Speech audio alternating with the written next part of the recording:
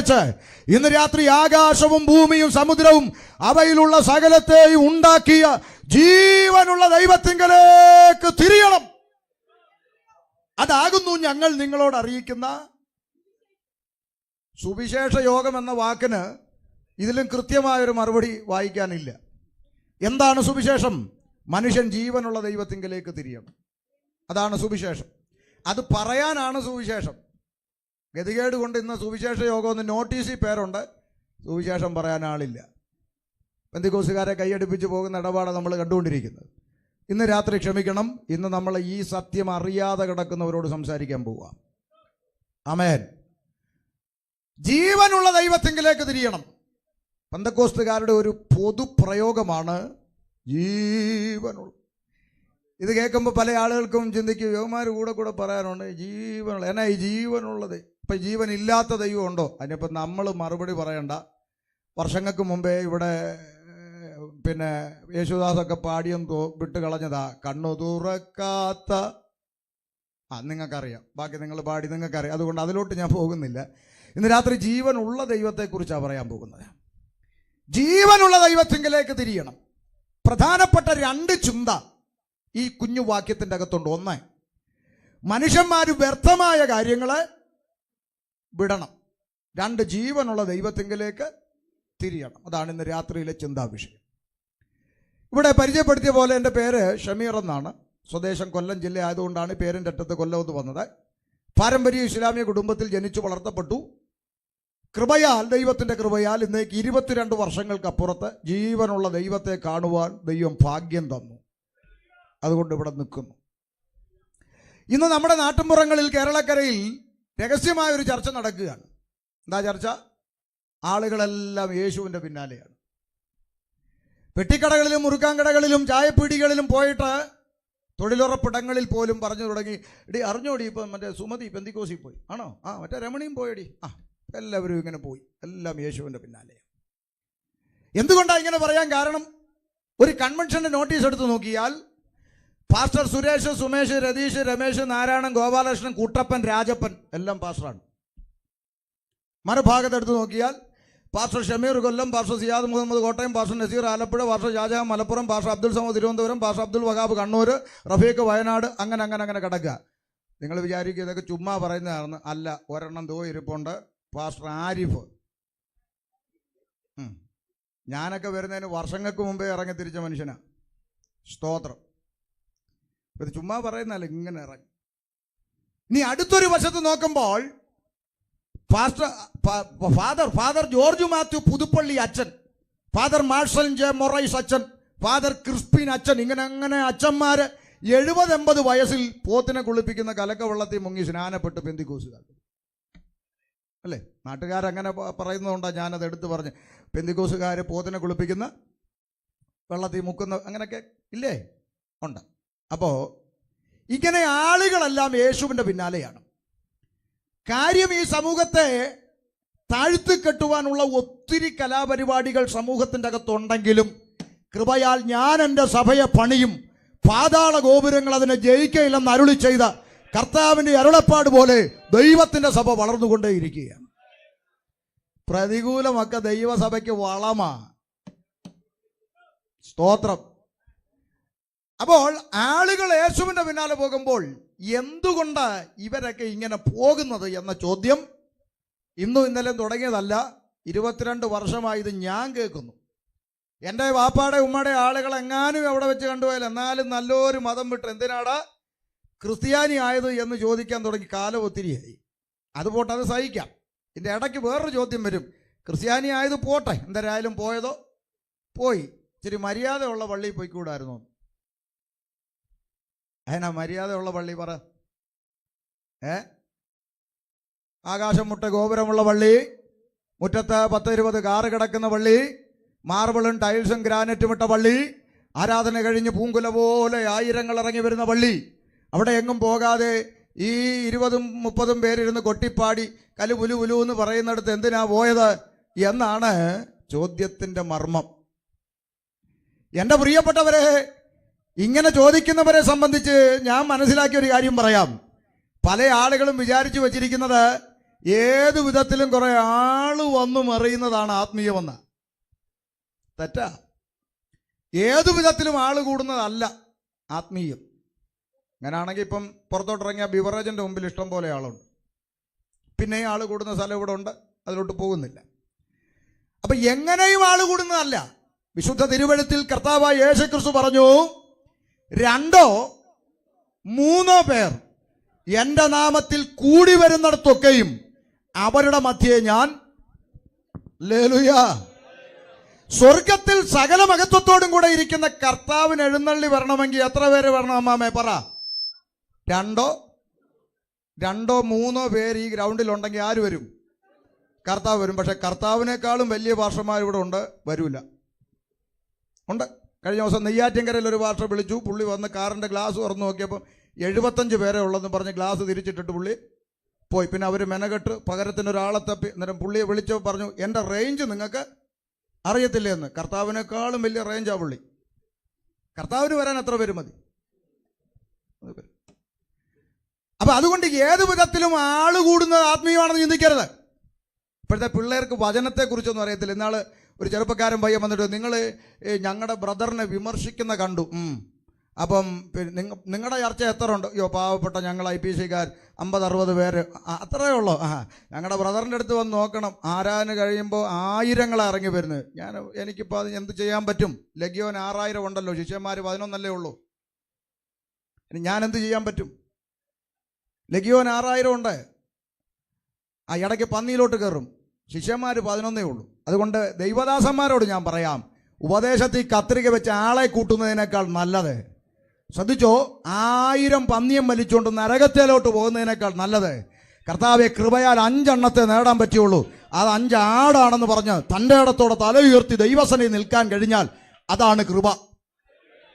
അതുകൊണ്ട് ഏതു വിധത്തിലും ആളെ കൂട്ടുന്ന പരിപാടി ഉണ്ടാകും. അതല്ല പെന്തക്കോസ്ത് അനുഭവം. ഞാനിത് 1-2 കാര്യം അടിസ്ഥാനമിട്ട് പറയുന്നതിൻ്റെ കാരണം, പൊതുസമൂഹം ഇന്ന് തെറ്റിദ്ധരിച്ചു വച്ചിരിക്കുന്നത്, ഇന്ന് ഈ ഇതിപ്പോൾ പണ്ട് ചായക്കടയിലിരുന്ന് വിശേഷം പറഞ്ഞ കാലം പോയി. ഇപ്പം ഒരു വിരൽത്തുമ്പി ഞെക്കിയാൽ സകലതും മനുഷ്യന്മാർ കണ്ടുകൊണ്ടിരിക്കുന്ന ഒരു കാലത്താണ് നമ്മൾ ജീവിക്കുന്നത്.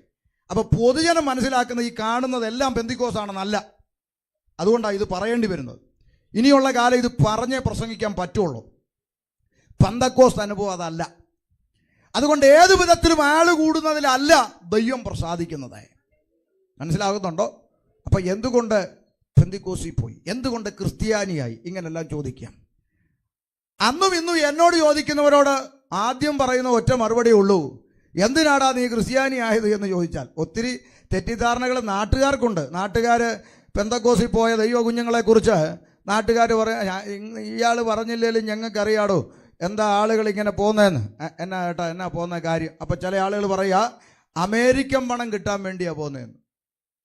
ഒരു കൂടാരം നിറയെ അമേരിക്കക്കാരുടെ ഇരിപ്പ് കണ്ടോ? സ്വത്രം പറഞ്ഞേ. പിന്നെ നല്ലതല്ലേ, കിടക്കാൻ ഒരു വായില്ലെങ്കിലും കേൾക്കാൻ ഒരു സുഖമില്ലേ? വാടക കൊടുക്കാൻ നിവൃത്തിയില്ലാതെ ഇതിൻ്റെ അകത്ത് ഇരിപ്പുണ്ട്, കിടക്കാനൊരു കിടക്കാടമില്ലാത്തത് ഇരിപ്പുണ്ട്. ന്യായമായി ലഭിക്കേണ്ടുന്ന ആനുകൂല്യം തിരക്കി വില്ലേജ് ഓഫീസിൽ ചെന്നപ്പോൾ കമ്മലും മാല ഇട്ടുകൊണ്ട് വന്ന ആനുകൂല്യം തരാമെന്ന് പറഞ്ഞപ്പോൾ അങ്ങനെ കിട്ടുന്നത് വേണ്ട സാറേ എന്ന് പറഞ്ഞ് ജീവനുള്ള ദൈവത്തെ ആരാധിപ്പാൻ ഇറങ്ങിത്തിരിച്ച ദൈവ കുഞ്ഞുങ്ങൾ ഈ സമൂഹത്തിൻ്റെ അകത്തുണ്ട്. അതുകൊണ്ട് ഞങ്ങളെ വെറുതെ കളിയാക്കരുത്. അമേരിക്കൻ പണം കിട്ടാൻ വേണ്ടി ഒന്നും ഇറങ്ങിയതല്ല. പിന്നെ ചിലർ പറയുന്ന ആക്ഷേപം ഇത് മതം മാറ്റമാണെന്ന്. ഇന്നാള് ഒരു ചേച്ചി പറഞ്ഞു, പെന്തിക്കോസ് ഉപദേശിമാർ 500 രൂപയും കഞ്ഞിയും പയറും കൊടുത്ത് ഞങ്ങളുടെ ആളുകളെ മതം മാറ്റുന്നു എന്ന്. എന്നാൽ പിന്നെ ഈ ചേച്ചിക്ക് ഒരു 1000 രൂപയും ചിക്കൻ ഫ്രൈയും കൊടുത്ത് തിരിച്ചു കൊണ്ടുപോകരുതോ? വളരെ സിമ്പിളല്ലേ? വഴക്കുണ്ടാക്കേണ്ട കാര്യമുണ്ടോ? കഞ്ഞിക്കും പയറിനും ഒരുത്തൻ ഇങ്ങോട്ട് വന്നെങ്കിൽ മുഴുത്ത കോഴിക്കാല് കണ്ടാൽ അവൻ അങ്ങോട്ട് വരുമല്ലോ, നിങ്ങൾ കൊണ്ടുപോകും. ഞാൻ ഈ പരിസരത്ത് ആ ചേച്ചിയുടെ ഫാൻസ് വല്ലതും ഉണ്ടെങ്കിൽ വെല്ലുവിളിച്ച് പറയാം, ഈ പന്തലിൻ്റെ അകത്തുനിന്നും ഒരു 50 എണ്ണത്തെ കൊണ്ടുപോകാൻ നോക്കുമെങ്കിൽ നിങ്ങൾ കൊണ്ടുപോകും. അതിൻ്റെ പേര് ഞങ്ങൾ വാർഷന്മാരും നാളെ ഇവിടെ ഹർത്താൽ വയ്ക്കത്തില്ല, മുണ്ടും മടക്കി തെറി വിളിക്കത്തില്ല, ട്രാൻസ്പോർട്ടിന് കല്ലെറിയത്തില്ല, ഒരു ദോഷമില്ല. ഇതിൻ്റെ അകത്തുനിന്ന് മുഴുത്ത കോഴിക്കാല് കാണിച്ച് കൊണ്ടുപോകാൻ നോക്കുമെങ്കിൽ കൊണ്ടുപോകണം. എന്താ പക്ഷേ കോഴിക്കാലിന് വേണ്ടി വന്നവരുണ്ടെങ്കിൽ അവർ പോണ്ടേ?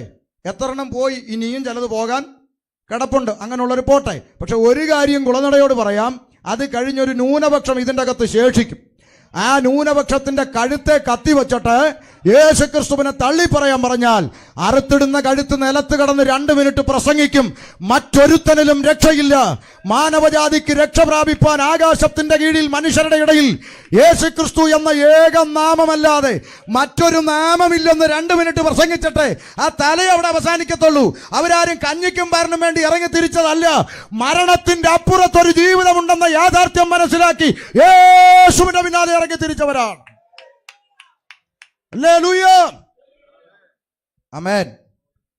അതുകൊണ്ട് എന്തിന് നീ ക്രിസ്ത്യാനിയായി എന്ന് ചോദിച്ചാൽ ഒറ്റ ഉത്തരേ ഉള്ളൂ, മരണത്തിന്റെ അപ്പുറത്തൊരു ജീവിതമുള്ളത് കൊണ്ട്. ആമേൻ. ഞങ്ങളോടൊക്കെ ചോദിക്കുക, എന്തിനാ ഈ ബൈബിൾ ചുമക്കുന്നത്, ഖുറാനേക്കാളൊക്കെ എന്ത് പ്രത്യേകതയാണോ ഇതിൻ്റെ അകത്തുള്ളതെന്നൊക്കെ ഞങ്ങളോട് കാലങ്ങളായി പലരും ചോദിക്കുന്നു. ആമേൻ. എനിക്ക് ഒന്നാമത്തെ പ്രത്യേകത ഈ പുസ്തകത്തിൽ കണ്ടത് ഞാൻ പറഞ്ഞ് വിഷയത്തിലോട്ട് കയറാം. ഒന്നാമത്തെ പ്രത്യേകത ഈ പുസ്തകത്തിൽ കണ്ടത്, ഈ പുസ്തകം മുഴുവൻ വായിച്ചിട്ടും ഈ പുസ്തകത്തിൻ്റെ ഒരു താളിൽ, ഒരു പേപ്പറിൽ, ഒരു അറ്റത്ത് പോലും ഈ പുസ്തകം മതം പഠിപ്പിക്കുന്നില്ല എന്നുള്ളതാണ്. എന്നാൽ ചെറുപ്രായത്തിൽ ഞങ്ങളൊക്കെ തൊപ്പിയിട്ട് മദ്രസയിൽ പോയത് അക്ഷരാർത്ഥത്തിൽ മതം പഠിക്കാൻ തന്നെയാണ്. മതത്തിനു വേണ്ടി എന്തും ഏതുമായി തീരാൻ. 10 മാസം ചുമന്ന് പ്രസവിച്ച പെറ്റതള്ളയും ജനിപ്പിച്ച അപ്പനും പോലും മതം കഴിഞ്ഞ് സെക്കൻഡേ ഉള്ളൂ എന്ന് പഠിപ്പിച്ച സ്ഥാനത്ത് നിന്ന് ഈ പുസ്തകം കരങ്ങളിൽ എടുത്തപ്പോൾ അഭിമാനം തോന്നാൻ കാരണം ഈ പുസ്തകത്തിന്റെ ഒരു പേപ്പറിൽ, ഒരു അറ്റത്ത് പോലും ഈ പുസ്തകം മതം പഠിപ്പിക്കുന്നില്ല എന്നുള്ളതാണ്. ആമേൻ. അതുകൊണ്ട് ആ ദൈവ കുഞ്ഞുങ്ങൾ ഈ പുസ്തകത്തിന് ഏറ്റവും പ്രാധാന്യം കൊടുക്കുന്നത്.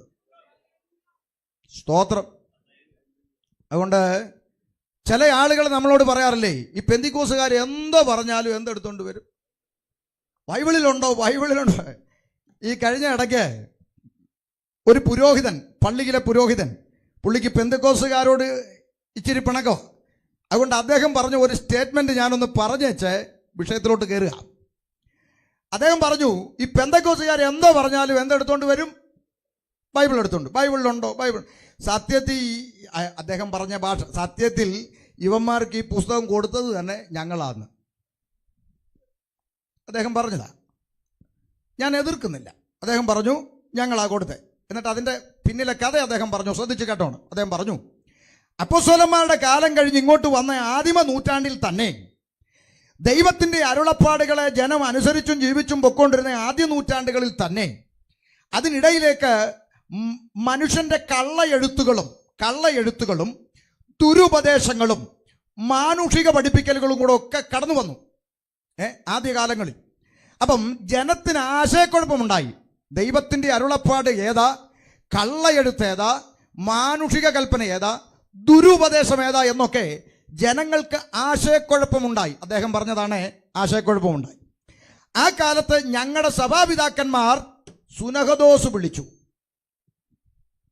അറിയുന്ന ആളുകൾ പറഞ്ഞ് അംഗീകരിക്കണ്ടേ, ഉള്ളതായി പറയുന്നത്. അപ്പൊ അവര് സുനഹദോസ് വിളിച്ചു കൂട്ടി ദൈവത്തിന്റെ അരുളപ്പാട് ഏതാണെന്നും മാനുഷികം ഏതാണെന്നും ദുരുപദേശം ഏതാണെന്നും കള്ളയെഴുത്തുകോലുകൾ എന്തൊക്കെയാണെന്ന് തിരിച്ചറിയുവാൻ അവർ കൂടി ദൈവാത്മാവിൽ പ്രാർത്ഥിച്ച് ആലോചന പ്രാപിച്ച് തള്ളണ്ടതെല്ലാം തള്ളി. കേട്ടോണം, തള്ളണ്ടതെല്ലാം അവരെന്ത് ചെയ്തു? തള്ളി. ദുരുപദേശം തള്ളി, കള്ളയെഴുത്തുകൾ തള്ളി, മാനുഷിക നിയമങ്ങൾ തള്ളി, ദൈവത്തിന്റെ അരുളപ്പാടുകളെ മാത്രം കൈക്കൊണ്ടു. ഒന്നുകൂടെ പറയാം, തള്ളണ്ടതെല്ലാം തള്ളി, കൊള്ളണ്ടതെല്ലാം കൊണ്ടു. അങ്ങനെ കൊള്ളണ്ടത് മാത്രം എടുത്ത് പ്രാർത്ഥിച്ച് ഇന്ന് കാണുന്ന ഈ പുസ്തക രൂപത്തിൽ ഞങ്ങളുടെ പിതാക്കന്മാരാണ് ഇത് നിങ്ങൾക്ക് അങ്ങോട്ട് തന്നത്, സമ്മതിച്ചു. അങ്ങനെയാണ് അതിനോട് ചേർത്ത് ഒരു വാചകം കൂടെ പറഞ്ഞ് ഞാൻ ആ വിഷയം വിടാം. ചുരുക്കി പറഞ്ഞാൽ അച്ഛൻ്റെ ഭാഷയിൽ ഒരു കാര്യം ഉറപ്പിച്ചു, ഇന്ന് ഈ പുസ്തകത്തിൽ തള്ളണ്ടതൊന്നുമില്ല. നിങ്ങളുടെ സ്വോത്രം പോലെ. ഇന്ന് ഈ പുസ്തകത്തിൽ തള്ളണ്ടതൊന്നുമില്ല. പിന്നെന്തേ ഉള്ളൂ? കൊള്ളണ്ടതേ ഉള്ളൂ. അതുകൊണ്ടാണ് ഞങ്ങൾ പറയുന്നത് ഇതനുസരിക്കാൻ. ഇതിനകത്തുള്ളതേ ചെയ്യാൻ പാടുള്ളൂ. നിങ്ങളുടെ സഭാപിതാക്കന്മാർ പോലും തള്ളിക്കളഞ്ഞത് ചെയ്യാൻ ഞങ്ങൾ പറയുകയല്ല, ഈ പുസ്തകത്തിലുള്ളത് ചെയ്താൽ മതി. അതുകൊണ്ട് ഇന്ന് രാത്രി സംസാരിക്കുന്ന വചനം ഈ പുസ്തകത്തിൻ്റെ അകത്തുനിന്ന ആ സന്ദേശമാണ് വിളിച്ചു പറഞ്ഞത്, ജീവനുള്ള ദൈവത്തിങ്കലേക്ക് തിരിയണം. മനുഷ്യൻ വ്യർത്ഥകാര്യങ്ങളെ വിട്ടിട്ട് ജീവനുള്ള ദൈവത്തിങ്കലേക്ക് തിരിയണം. എന്താണ് ഈ വേദഭാഗത്തിന്റെ പശ്ചാത്തലമെന്ന് ധ്യാനിച്ച് ആ പോയിന്റിലേക്ക് എത്തി വാക്കുകൾ അവസാനിപ്പിക്കാം. 14-ാം അധ്യായം 1 മുതലുള്ള വാക്യങ്ങൾ ശാന്തമായി ധ്യാനിക്കുമ്പോൾ അതിന്റെ പശ്ചാത്തലം നമുക്കൊന്ന് പഠിക്കാം. ഒന്ന് വായിച്ചാട്ടെ സഹോദരി. ഇക്കോന്യയിൽ അവർ ഒരുമിച്ച് യഹൂദന്മാരുടെ പള്ളിയിൽ ചെന്ന് യഹൂദന്മാരിലും യവനന്മാരിലും വലിയൊരു പുരുഷാരം സംസാരിച്ചു. നിൽക്കട്ടെ. ഈ പൊതുജനങ്ങൾക്ക് എല്ലാവർക്കും ബൈബിളിനെ കുറിച്ച് ജ്ഞാനമുള്ളവരായിരിക്കത്തില്ല. അതുകൊണ്ട് ഈ വായിച്ച ഭാഗം ഒന്ന് ലളിതമായി പറഞ്ഞു കൊടുത്ത് അങ്ങ് പോകാം. ശ്രദ്ധിച്ചേ, ഇക്കോന്യ എന്ന പട്ടണം, ചെങ്ങന്നൂരെന്നോ പന്തളമെന്നോ തിരുവല്ലെന്നൊക്കെ പറയുന്ന പോലെ ഇക്കോന്യ എന്ന് പറഞ്ഞൊരു പട്ടണത്തിൽ കർത്താവിൻ്റെ ശിഷ്യന്മാരാകുന്ന ദൈവത്തിൻ്റെ അഭിഷിക്തന്മാർ ഒന്നിച്ചുകൂടി ഞങ്ങളൊക്കെ പണ്ടേ ദൈവത്തിൻ്റെ സ്വന്തം ആളുകളാടോ എന്ന് പറയുന്ന നമ്മുടെ നാട്ടിലെ ക്രിസ്ത്യാനികളെ പോലെ ചില ആളുകൾ എന്നോടും പറഞ്ഞിട്ടുണ്ട്. തിരുവനന്തപുരത്ത് പാലോടെന്ന് പറഞ്ഞ സ്ഥലത്ത് ഒരു കത്തോലിക്ക സഹോദരനോട് സുവിശേഷം പറയാൻ ചെന്നപ്പോൾ പുള്ളി എന്നോട് പറയാ, എടാ പൊന്നു മോനെ, എനിക്ക് വയസ്സ് 55 ഉണ്ടെന്ന്. മനസ്സിലായില്ല. 55 വർഷമായിട്ട് ക്രിസ്ത്യാനിയായി ജീവിക്കുന്ന എൻ്റെ അടുത്താണോ മോഹൻ യേശുവിനെ കുറിച്ച്? അങ്ങനെയൊക്കെ ഉള്ള ആളുകളുണ്ട്. അപ്പം ഞാൻ പുള്ളിയോട് പിന്നെ എന്ത് പറഞ്ഞിട്ടും കാര്യമില്ല, കുടം കമഴ്ത്തി വെച്ച് വെള്ളം ഒഴിക്കുന്ന പോലെ. അപ്പം ഞാൻ പുള്ളിയോട് പറഞ്ഞ ആട്ടെ അച്ഛാ, ദൈവം അനുഗ്രഹിക്കട്ടെ എന്ന് പറഞ്ഞു. പോകാൻ നേരം ചോദിച്ചു, അച്ഛാ ഒരു കാര്യം ചോദിച്ചോട്ടെ? എന്നാ മോനെ? ഞാൻ പറഞ്ഞു, യേശുവിൻ്റെ പേരെന്താന്ന് ചോദിച്ചു. യേശുവിൻ്റെ എത്ര വർഷമായി ക്രിസ്ത്യാനി? 55. യേശുവിൻ്റെ പേരെന്താന്ന് ചോദിച്ചപ്പം പുള്ളിയോടെ പറയാം, യേശുവിൻ്റെ പേര് യേശു, ഇപ്പോൾ വേറെ എന്തൊരു പേരിരിക്കണം യേശുവിനെന്ന്. അപ്പം ഇങ്ങനെ ചോദിക്കുന്ന ആളുകളുണ്ട്. എന്നാലും ഞങ്ങൾ പണ്ട് ക്രിസ്ത്യാനിയാന്നാ പറച്ചിൽ എന്ന് പറഞ്ഞ പോലെ ഞങ്ങൾ പണ്ട് ദൈവത്തിൻ്റെ സ്വന്തം ജനമാണെന്ന് അവകാശപ്പെടുന്ന യഹൂദന്റെ പള്ളിക്കകത്ത് കയറി നിന്ന് ആമേ കർത്താവിൻ്റെ അഭിഷിക്തന്മാർ പ്രസംഗിച്ചു, മഷികയല്ലാതെ മറ്റൊരു രക്ഷകനില്ല. ആമേൻ. ഒരു കൂട്ടം യഹൂദന്മാർ അത് വിശ്വസിച്ചു. അതാ സഹോദരി വായിച്ചത്. ഇപ്പൊ പിടി കിട്ടിയോ? ഇനി അടുത്തത് ശ്രദ്ധിച്ചു കേട്ടോണം. അപ്പോ എല്ലാ സ്ഥലത്തും ഈ 2 കൂട്ടരുണ്ട്. ഒന്ന് വിശ്വസിക്കുന്നവരുണ്ട്, മറ്റൊന്ന് ഇതൊക്കെ ചുമ്മാ പറയുന്ന യവന്മാർക്ക് വേറെ ജോലിയൊന്നും എന്ന് പറയുന്ന ഒരു കൂട്ടർ എല്ലാ കാലത്തും ഉണ്ട്. അപ്പൊ വിശ്വസിക്കാത്തവർ എന്ത് ചെയ്തു?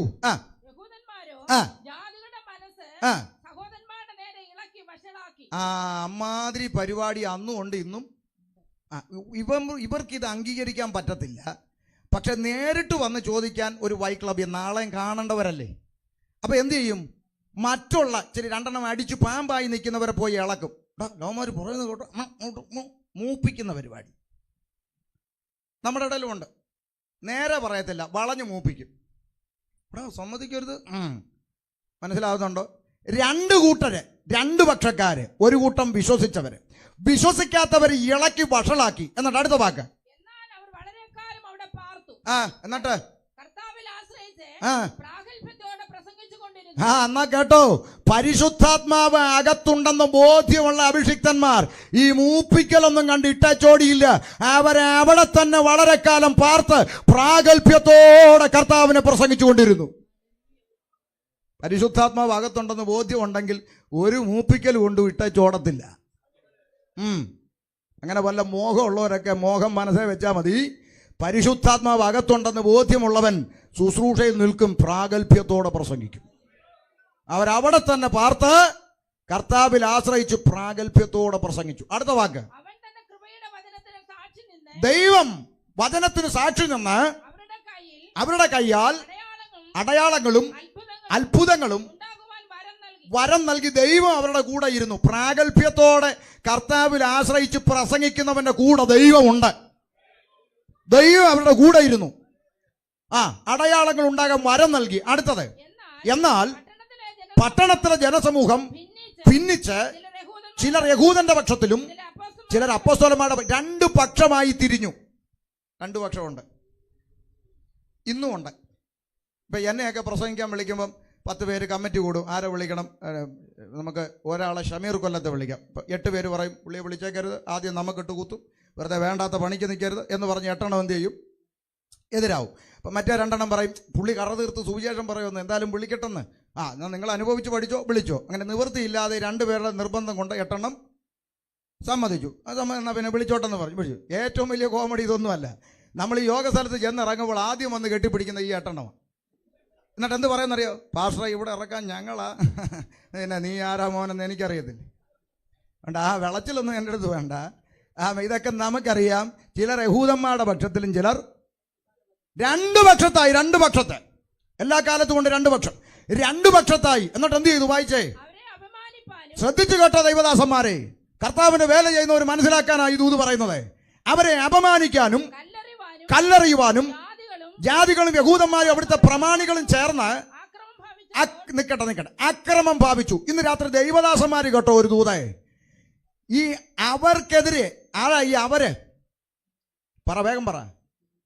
കർത്താവായ യേശുക്രിസ്തുവിനാൽ തെരഞ്ഞെടുക്കപ്പെട്ട കർത്താവിന്റെ ദാസന്മാരായ അപ്പോസ്തലന്മാര് കറതീർന്ന സത്യസുവിശേഷം ലജ്ജയില്ലാതെ ധൈര്യത്തോടെ വിളിച്ചു പറയുന്ന ഈ ദൈവദാസന്മാർക്ക് അന്ന് കിട്ടിയ ട്രോഫിയാണ് അപമാനം, കല്ലേറ്, അക്രമം. ഇന്നും ആ ട്രോഫിയാ. എന്തേ? സത്യവചനം യഥാർത്ഥമായി പ്രാണഭയമില്ലാതെ വിളിച്ചു പറയുന്ന ഏതൊരു ദൈവദാസന്മാർക്കും ഇന്നും കിട്ടുന്ന ട്രോഫി ഒന്നേ ഉള്ളൂ: അപമാനം, കല്ലേറ്, അക്രമം. ഈ പുസ്തകം എടുത്ത് കച്ചവടം നടത്തി ഉടായിപ്പ് കാണിക്കുന്നവൻ ഇതുണ്ടോ? ഉണ്ടോ? ഇല്ല. ചേച്ചിയുടെ കഷണ്ടിയിൽ മുടി കിളിർക്കുകയാണ്. ഇപ്പോൾ തന്നെ ചേച്ചിയുടെ പല്ലിന്റെ പോട് യേശു അടക്കിയാണ്. താരു വിശ്വസിച്ചാൽ അടുത്ത ആഴ്ച നീ ഹെലികോപ്റ്ററിൽ ആരാധനയ്ക്ക് വരും. തങ്കു, വല്ല കുഴപ്പമുണ്ടോ? ഇവർക്ക് അപമാനമുണ്ടോ അച്ഛാ? അക്രമമുണ്ടോ അച്ഛാ? കല്ലേറുണ്ടോ? ഇല്ല. അവൻ ഒരു തുണ്ട് പേപ്പർ കഷ്ണമായി തെരുവോരങ്ങളിൽ നടന്ന് സുവിശേഷം പറഞ്ഞ് അവൻ എങ്ങനെയെങ്കിലും ഒരു ആത്മാവിനെ കർത്താവിലേക്ക് നേടിയെടുക്കണമെന്ന് ആശിച്ച് കഷ്ടപ്പെട്ട് കർത്താവിന്റെ വേല ചെയ്യുന്ന ദൈവത്തിന്റെ അഭിഷിക്തന്മാരാണ് എല്ലാ കാലങ്ങളിലും നിന്ദയും പരിഹാസവും ഏറ്റുവാങ്ങിക്കൊണ്ട് ഈ ക്രിസ്തീയ ജീവൻ നടത്തുന്നത്. അതിന് ഞങ്ങൾക്ക് പരാതിയും പരിഭവമില്ല. കാരണം വിശുദ്ധ തിരുവെഴുത്തിൽ എഴുതിയിരിക്കുന്നു, എന്നാൽ ക്രിസ്തുയേശുവിൽ ഭക്തിയോടെ ജീവിക്കാൻ മനസ്സുള്ളവർക്കെല്ലാം ഉപദ്രവം ഉണ്ടാകും എന്നാ. ഉണ്ടാകുമായിരിക്കുമെന്നല്ല, ഉണ്ടാകും. ആർക്കാ ഉണ്ടാകുന്നേ? ക്രിസ്തുയേശുവിൽ ഭക്തിയോടെ ജീവിക്കാൻ മനസ്സുള്ളവർക്കെല്ലാം എന്തുണ്ട്? അപ്പൊ ഈ ഉപദ്രവം മാറാൻ എന്ത് ചെയ്യണം? പറ. നിങ്ങൾ പറ. ഞാൻ പറഞ്ഞെന്നും പറഞ്ഞിനി നാളെ എന്നെ ക്രൂശിക്കണ്ട. പറ. ഭക്തിയില്ലാതെ ജീവിച്ചാൽ മതി, ഇത് മാറിക്കോളും. ഈ പന്തലിനകത്തിരിക്കുന്ന ഒരു ഒറ്റ ചോദ്യം: എൻ്റെ ആയുസ് 1 മണിക്കൂർ ഇനി ദൈവം എനിക്ക് നീട്ടി തന്നാൽ എനിക്ക് എൻ്റെ കർത്താവിൻ്റെ ഭക്തയായി ജീവിക്കണം. അങ്ങനെ മനസ്സുള്ളവർ കരമുയർത്തി ഒരു സ്വോത്രം പറഞ്ഞ് കാണട്ടെ. ഈ കൈ പൊക്കിയവർക്കെല്ലാം എന്തുണ്ട്? അത്രേ ഉള്ളൂ. ഇനിയിപ്പോൾ ഞാൻ എൻ്റെതായിട്ടൊന്നും പറഞ്ഞെന്ന് പറഞ്ഞ് നാളെ ആരും വിളറി പിടിക്കണ്ട. പുസ്തകത്തിലെ കാര്യമാണ് പറഞ്ഞു. മനസ്സിലാകുന്നുണ്ടോ? അപ്പം അതുകൊണ്ട് അവർക്ക് കിട്ടിയ ട്രോഫി അപമാനം, കല്ലേറ്, അക്രമം ഭാവിച്ചപ്പോൾ പരിശുദ്ധാത്മാവ് അകത്തുള്ള ദൈവദാസന്മാർ അത് ഗ്രഹിച്ചു എന്നാണ് എഴുതിയേക്കുന്നത്. അവരത് മനസ്സിലാക്കി. എന്നിട്ട് അവർ ചിന്തിച്ചു, അക്രമത്തിന്റെ മാർഗം നമുക്ക് ഇല്ല. അഭിമാനത്തോടെ ദൈവമക്കൾക്ക് പറയാം, പെന്തക്കോസ്ത് പ്രാർത്ഥിക്കുന്ന പെന്തക്കോസ്ത് സമൂഹം അക്രമകാരികളല്ല. പ്രാർത്ഥിക്കുന്നവരെ കൊണ്ട് സമൂഹത്തിനൊരു ദോഷവും ഉണ്ടായിട്ടില്ല. ഉണ്ടോ? ഇല്ല. പക്ഷെ ഞാൻ നേരത്തെ പറഞ്ഞ ചില ക്ഷുദ്രജീവികളുടെ പ്രകടനം കാണുമ്പോൾ നാട്ടുകാർ വിചാരിക്കുന്ന ഇതെല്ലാം പെന്തിക്കോസ് എന്നാ. ബഹുമാനപ്പെട്ട നാട്ടുകാരോട് ഞങ്ങൾ പറയാം, ഞങ്ങൾക്ക് ഇത്തരം കീടങ്ങളുമായി ഒരു ബന്ധവും ഇല്ല. ഇനി അത് പറയണം പാസ്റ്ററെ. ഞങ്ങൾ സുവിശേഷം പറയാൻ വീടുകളിൽ കയറി ചെല്ലുമ്പം പല്ലിൻ്റെ ബോർഡ് എടുത്ത് കാണിച്ചുകൊണ്ട് അവർ നമ്മളോട് ഇങ്ങോട്ട് ചോദ്യം ചെയ്യുക, എന്തോ ചെയ്യുമെന്ന് പറ. അതുകൊണ്ട് ഞങ്ങൾ പറയുന്നു, ഇത്തരം ക്ഷുദ്രജീവികളുമായി വേർപെട്ട പെന്തക്കോസ്ത് സമൂഹത്തിനൊരു ബന്ധമില്ല. ഇത് പറയാനുള്ള ആർജവം ദൈവത്തിൻ്റെ അഭിഷിക്തന്മാർ കാണിക്കണം. ഇല്ലെങ്കിൽ ഇനിയുള്ള കാലം സുവിശേഷ വേല നടക്കുകയില്ല. ഇതൊക്കെ പറയുമ്പോൾ എന്നോട് വെറുത്തിട്ട് കാര്യമില്ല. റോഡിൽ ഇറങ്ങി നിൽക്കുന്നവനെ അതിൻ്റെ ബുദ്ധിമുട്ട് അറിയത്തു. സ്തോത്രം. അതുകൊണ്ട് പറയുക. അപ്പോൾ ദൈവദാസന്മാര് ഇത് ഗ്രഹിച്ചു, അക്രമത്തിന്റെ മാർഗം നമുക്കില്ല. എൻ്റെ ദൈവമക്കളെ, പെന്തിക്കോസുകാര് അക്രമകാരികളല്ലെന്ന് നമ്മളെക്കാൾ നല്ലപോലെ അറിയുന്ന ആരാ? നാട്ടുകാർക്ക്. അതുകൊണ്ടല്ലേ അവർ നമ്മളെ തല്ലാൻ, കൊച്ചു പിള്ളേർ വരെ തല്ലാൻ വരുന്നു അല്ലേ? ഈ അടുത്ത കാലത്ത് പിന്നെ ഒരു ദൈവദാസൻ പറഞ്ഞ് കേട്ടതാ, തിരുവനന്തപുരത്തോ മറ്റോ ആണെന്ന് തോന്നുന്നു, കുറച്ച് പേര് ചാരിറ്റബിൾ പ്രവർത്തകര് ക്യാൻസർ രോഗികൾക്ക് വേണ്ടി പാട്ടുപാടി പിരിക്കുന്നവര് 8-10 പിള്ളേർ ഒരു കുരിശടിയിൽ അവിടെ നിന്ന് യേശുവേ എന്ന് പാടി. കേട്ടോണ്ട് നിന്ന കുറച്ച് അണ്ണന്മാർക്ക് ഇഷ്ടപ്പെട്ടില്ല. അവർ വന്ന് ഈ പിള്ളേരെ പിടിച്ച് തല്ലി. പയ്യന്മാരല്ലേ, ദേഹം നൊന്നപ്പോൾ ഇവന്മാരെല്ലാം കൂടെ വലിച്ചു വാരിയിട്ട് അറിഞ്ഞും പറഞ്ഞും തല്ലി. അവസാനം പോലീസ് വന്നു. 2 കൂട്ടരെയും സ്റ്റേഷനിൽ കൊണ്ടുപോയി. പോലും പോലീസുകാർ വന്ന് ചോദിച്ചു, എന്നാത്തിനാടാ നീ അടി ഉണ്ടാക്കിയെന്ന് പാടിയവൻ, പൊന്നു സാറേ, ഞങ്ങൾ ചാരിറ്റിക്കാരാ, കുരിശടിയുടെ എത്തുമ്പോൾ യേശുവേ എന്ന് പാടും, അമ്പലത്തിൻ്റെ അടുത്തെത്തിയ ഭക്തിഗാനം പാടും, മുസ്ലിം പള്ളി കണ്ടാൽ മാപ്പിളപ്പാട്ട് പാടും, പണം പിരിച്ച് രോഗിക്ക് കൊടുക്കും. ഞങ്ങളവിടെ യേശുവേ എന്ന് പാടിയപ്പോൾ ഒരു കാര്യവും ഇല്ലാതെ കുമാർ വന്ന് തല്ലി. മനുഷ്യനല്ലേ, ദേഹം നൊന്തപ്പം തിരിച്ച് തല്ലിപ്പോയതാ സാറേ. അപ്പോൾ പോലീസുകാർ മറ്റവനോട് ചോദിച്ചു പോലും അതിനകത്തിനാണ് അവർ പാടിയപ്പോൾ നീ പോയി തല്ലിയെന്ന്. പിന്നെ മറ്റവൻ പറയാ പാസ്റ്റർമാരാന്ന് ഓർത്ത് തല്ലിപ്പോയതാ സാറേ എന്ന്. അബദ്ധം പറ്റിച്ചെന്ന് കയറി കൊടുത്തതാ. പാസ്റ്റർമാരായിരുന്നു തിരിച്ച് കിട്ടത്തില്ലായിരുന്നു. അപ്പം നമ്മളെക്കാൾ നല്ല പോലെ അറിയാം നമ്മൾ അക്രമാരികളല്ലെന്ന് നാട്ടിലെ അണ്ണന്മാർക്ക് നമ്മളെക്കാൾ നല്ല പോലെ അറിയാം. അതുകൊണ്ടല്ലേ ധൈര്യമായിട്ട് നമ്മുടെ നെഞ്ചത്തോട്ട് ഒരു കുഴപ്പമില്ല, ഇനിയും ഞങ്ങൾ മേടിക്കും, ധൈര്യമായിട്ട് അടിച്ചു, ഇനിയും മേടിക്കും. ഞങ്ങൾ എന്തുമാത്രം മേടിച്ച് ശീലമുള്ളവരാണെന്നറിയും, ഇനിയും മേടിക്കും. ഒരു കാലത്ത് ഞങ്ങളൊക്കെ കൊടുത്ത് നടന്നതാണ്. വാപ്പാടെ ഉമ്മാടെയും കുടുംബക്കാരുടെ നടുവിൽ കൂട്ടുകാരുമായി പിരിവിട്ട് കുപ്പിയെടുത്ത് വെള്ളമടിച്ചും ഉത്സവപ്പറമ്പിൽ അടിയുണ്ടാക്കിയൊക്കെ നടന്ന ടീമുകളാണ് ഞങ്ങൾ. അന്നൊക്കെ ഇതുപോലെ കവലയിൽ നിന്ന് കുടിക്കല്ലേ വലിക്കല്ലേ എന്നൊക്കെ പ്രസംഗിക്കുന്ന ഉപദേശിമാരെ കണ്ടാൽ ഇവൻ്റെ ചെവിക്കല്ലിനിട്ടൊന്ന് കൊടുത്താൽ എന്താന്ന് എനിക്ക് തോന്നിയിട്ടുണ്ട് പലവട്ടം. അതുകൊണ്ട് അങ്ങനെ ആർക്കെങ്കിലും തോന്നുന്നെങ്കിൽ വിഷമിക്കണ്ട, മാറും, ചിലപ്പോൾ തോന്നും. അതുകൊണ്ട് പറയാം, പ്രാർത്ഥിക്കുന്നവൻ അക്രമകാരികളല്ലെന്ന് ആമേൻ സമൂഹത്തിന് നന്നായി അറിയാം. ആക്രമിക്കാനാണ് പാവമെന്ന് ദൈവദാസന്മാർ മനസ്സിലാക്കിയപ്പോൾ അവരത് ഗ്രഹിച്ചു. എന്നിട്ട് എന്ത് ചെയ്തു? വായിക്കേ. ലുസ്ത്ര, ദർബ എന്നീ ലുക്കവോന്യ പട്ടണങ്ങളിലേക്കും ചുറ്റുമുള്ള പ്രദേശങ്ങളിലേക്കും നിൽക്കട്ടെ ഓടിപ്പോയി. എന്നിട്ട് അവിടെ ചെന്ന് കപ്പലിന്റെ കച്ചവടം നടത്തിയെന്നാണോ സഹോദരി? അത് വായിച്ച് അടുത്ത്. അതുകൊണ്ട് ദൈവദാസന്മാർക്ക് ഒരു ദൂത് പറയാം. അവൻ പരിശുദ്ധാത്മാവ് അകത്തുള്ളവനെ എവിടെ കൊണ്ടിട്ടാലും അവൻ സുവിശേഷം പറഞ്ഞുകൊണ്ടേയിരിക്കും. മനസ്സിലായോ? ദൈവദാസന്മാരെ ധൈര്യപ്പെടേ. വേലയ്ക്ക് വിളിച്ച ദൈവമാണെങ്കിൽ ദൈവം നോക്കിക്കോളും. എവിടെ കൊണ്ടിട്ടാലും ദൈവാത്മാവാണോ അകത്തുള്ളത്, ദൈവമാണോ നിന്നെ വിളിച്ചത്, ധൈര്യത്തോടെ മുന്നോട്ട് പോവോ. ചുമ്മാ തിയോളജി പറഞ്ഞ് മോട്ടിവേഷൻ തന്നിട്ട് അകത്ത് കയറി ഇരിക്കുമല്ല. കഴിഞ്ഞ 10-22 വർഷമായി റോഡിൽ നിന്ന അനുഭവത്തിലാണ് പറയുന്നത്. സംഘടനയല്ല വിളിച്ചത്, ശുശ്രൂഷ ഏൽപ്പിച്ചത് ദൈവമാണ്. ധൈര്യമായിട്ട് നില്ലേ. പരിശുദ്ധാത്മാവ് അകത്തുണ്ടെങ്കിൽ ദൈവം നോക്കിക്കോളും. എവിടെ കൊണ്ടിട്ടാലും സുവിശേഷം പറയും. അത് ദൈവാത്മാവുള്ളവൻ്റെ കാര്യമാണ് ഞാൻ ഈ പറഞ്ഞേ. അല്ലാത്തവനോ സ്ഥലം മാറ്റിയാലും പോവില്ല. അട്ട കടിച്ചു പിടിച്ച് കിടക്കുന്ന പോലെ പോവില്ല. എന്നാൽ നീ ഒന്ന് ഇറക്കടാന്ന് പറയും. പരിശുദ്ധാത്മാവ് അകത്തുള്ളവനാണെങ്കിൽ എവിടെ കൊണ്ടിട്ടാലും കർത്താവിൻ്റെ വേല ചെയ്യും. സ്തോത്രം. സുവിശേഷം അറിയിച്ചു ലുസ്ത്രയിൽ. ഇനി കാതലായ വിഷയത്തിലേക്ക് കയറുക. ലുസ്ത്ര എന്ന് പറഞ്ഞ സ്ഥലത്ത് പൗലോസ് ലീഗ പ്രസംഗിക്കാൻ തുടങ്ങിയപ്പോൾ എന്ത് സംഭവിച്ചു? ശ്രദ്ധയോടെ കേട്ടോ. അമ്മയുടെ ഗർഭം മുതൽ മുടന്തനായി ഒരിക്കലും നടന്നിട്ടില്ലാതെയും കാലിന് ശക്തിയില്ലാതെയും ഉള്ള ഒരു പുരുഷൻ ഇരുന്നിരുന്നു. ശ്രദ്ധിച്ചാട്ടെ.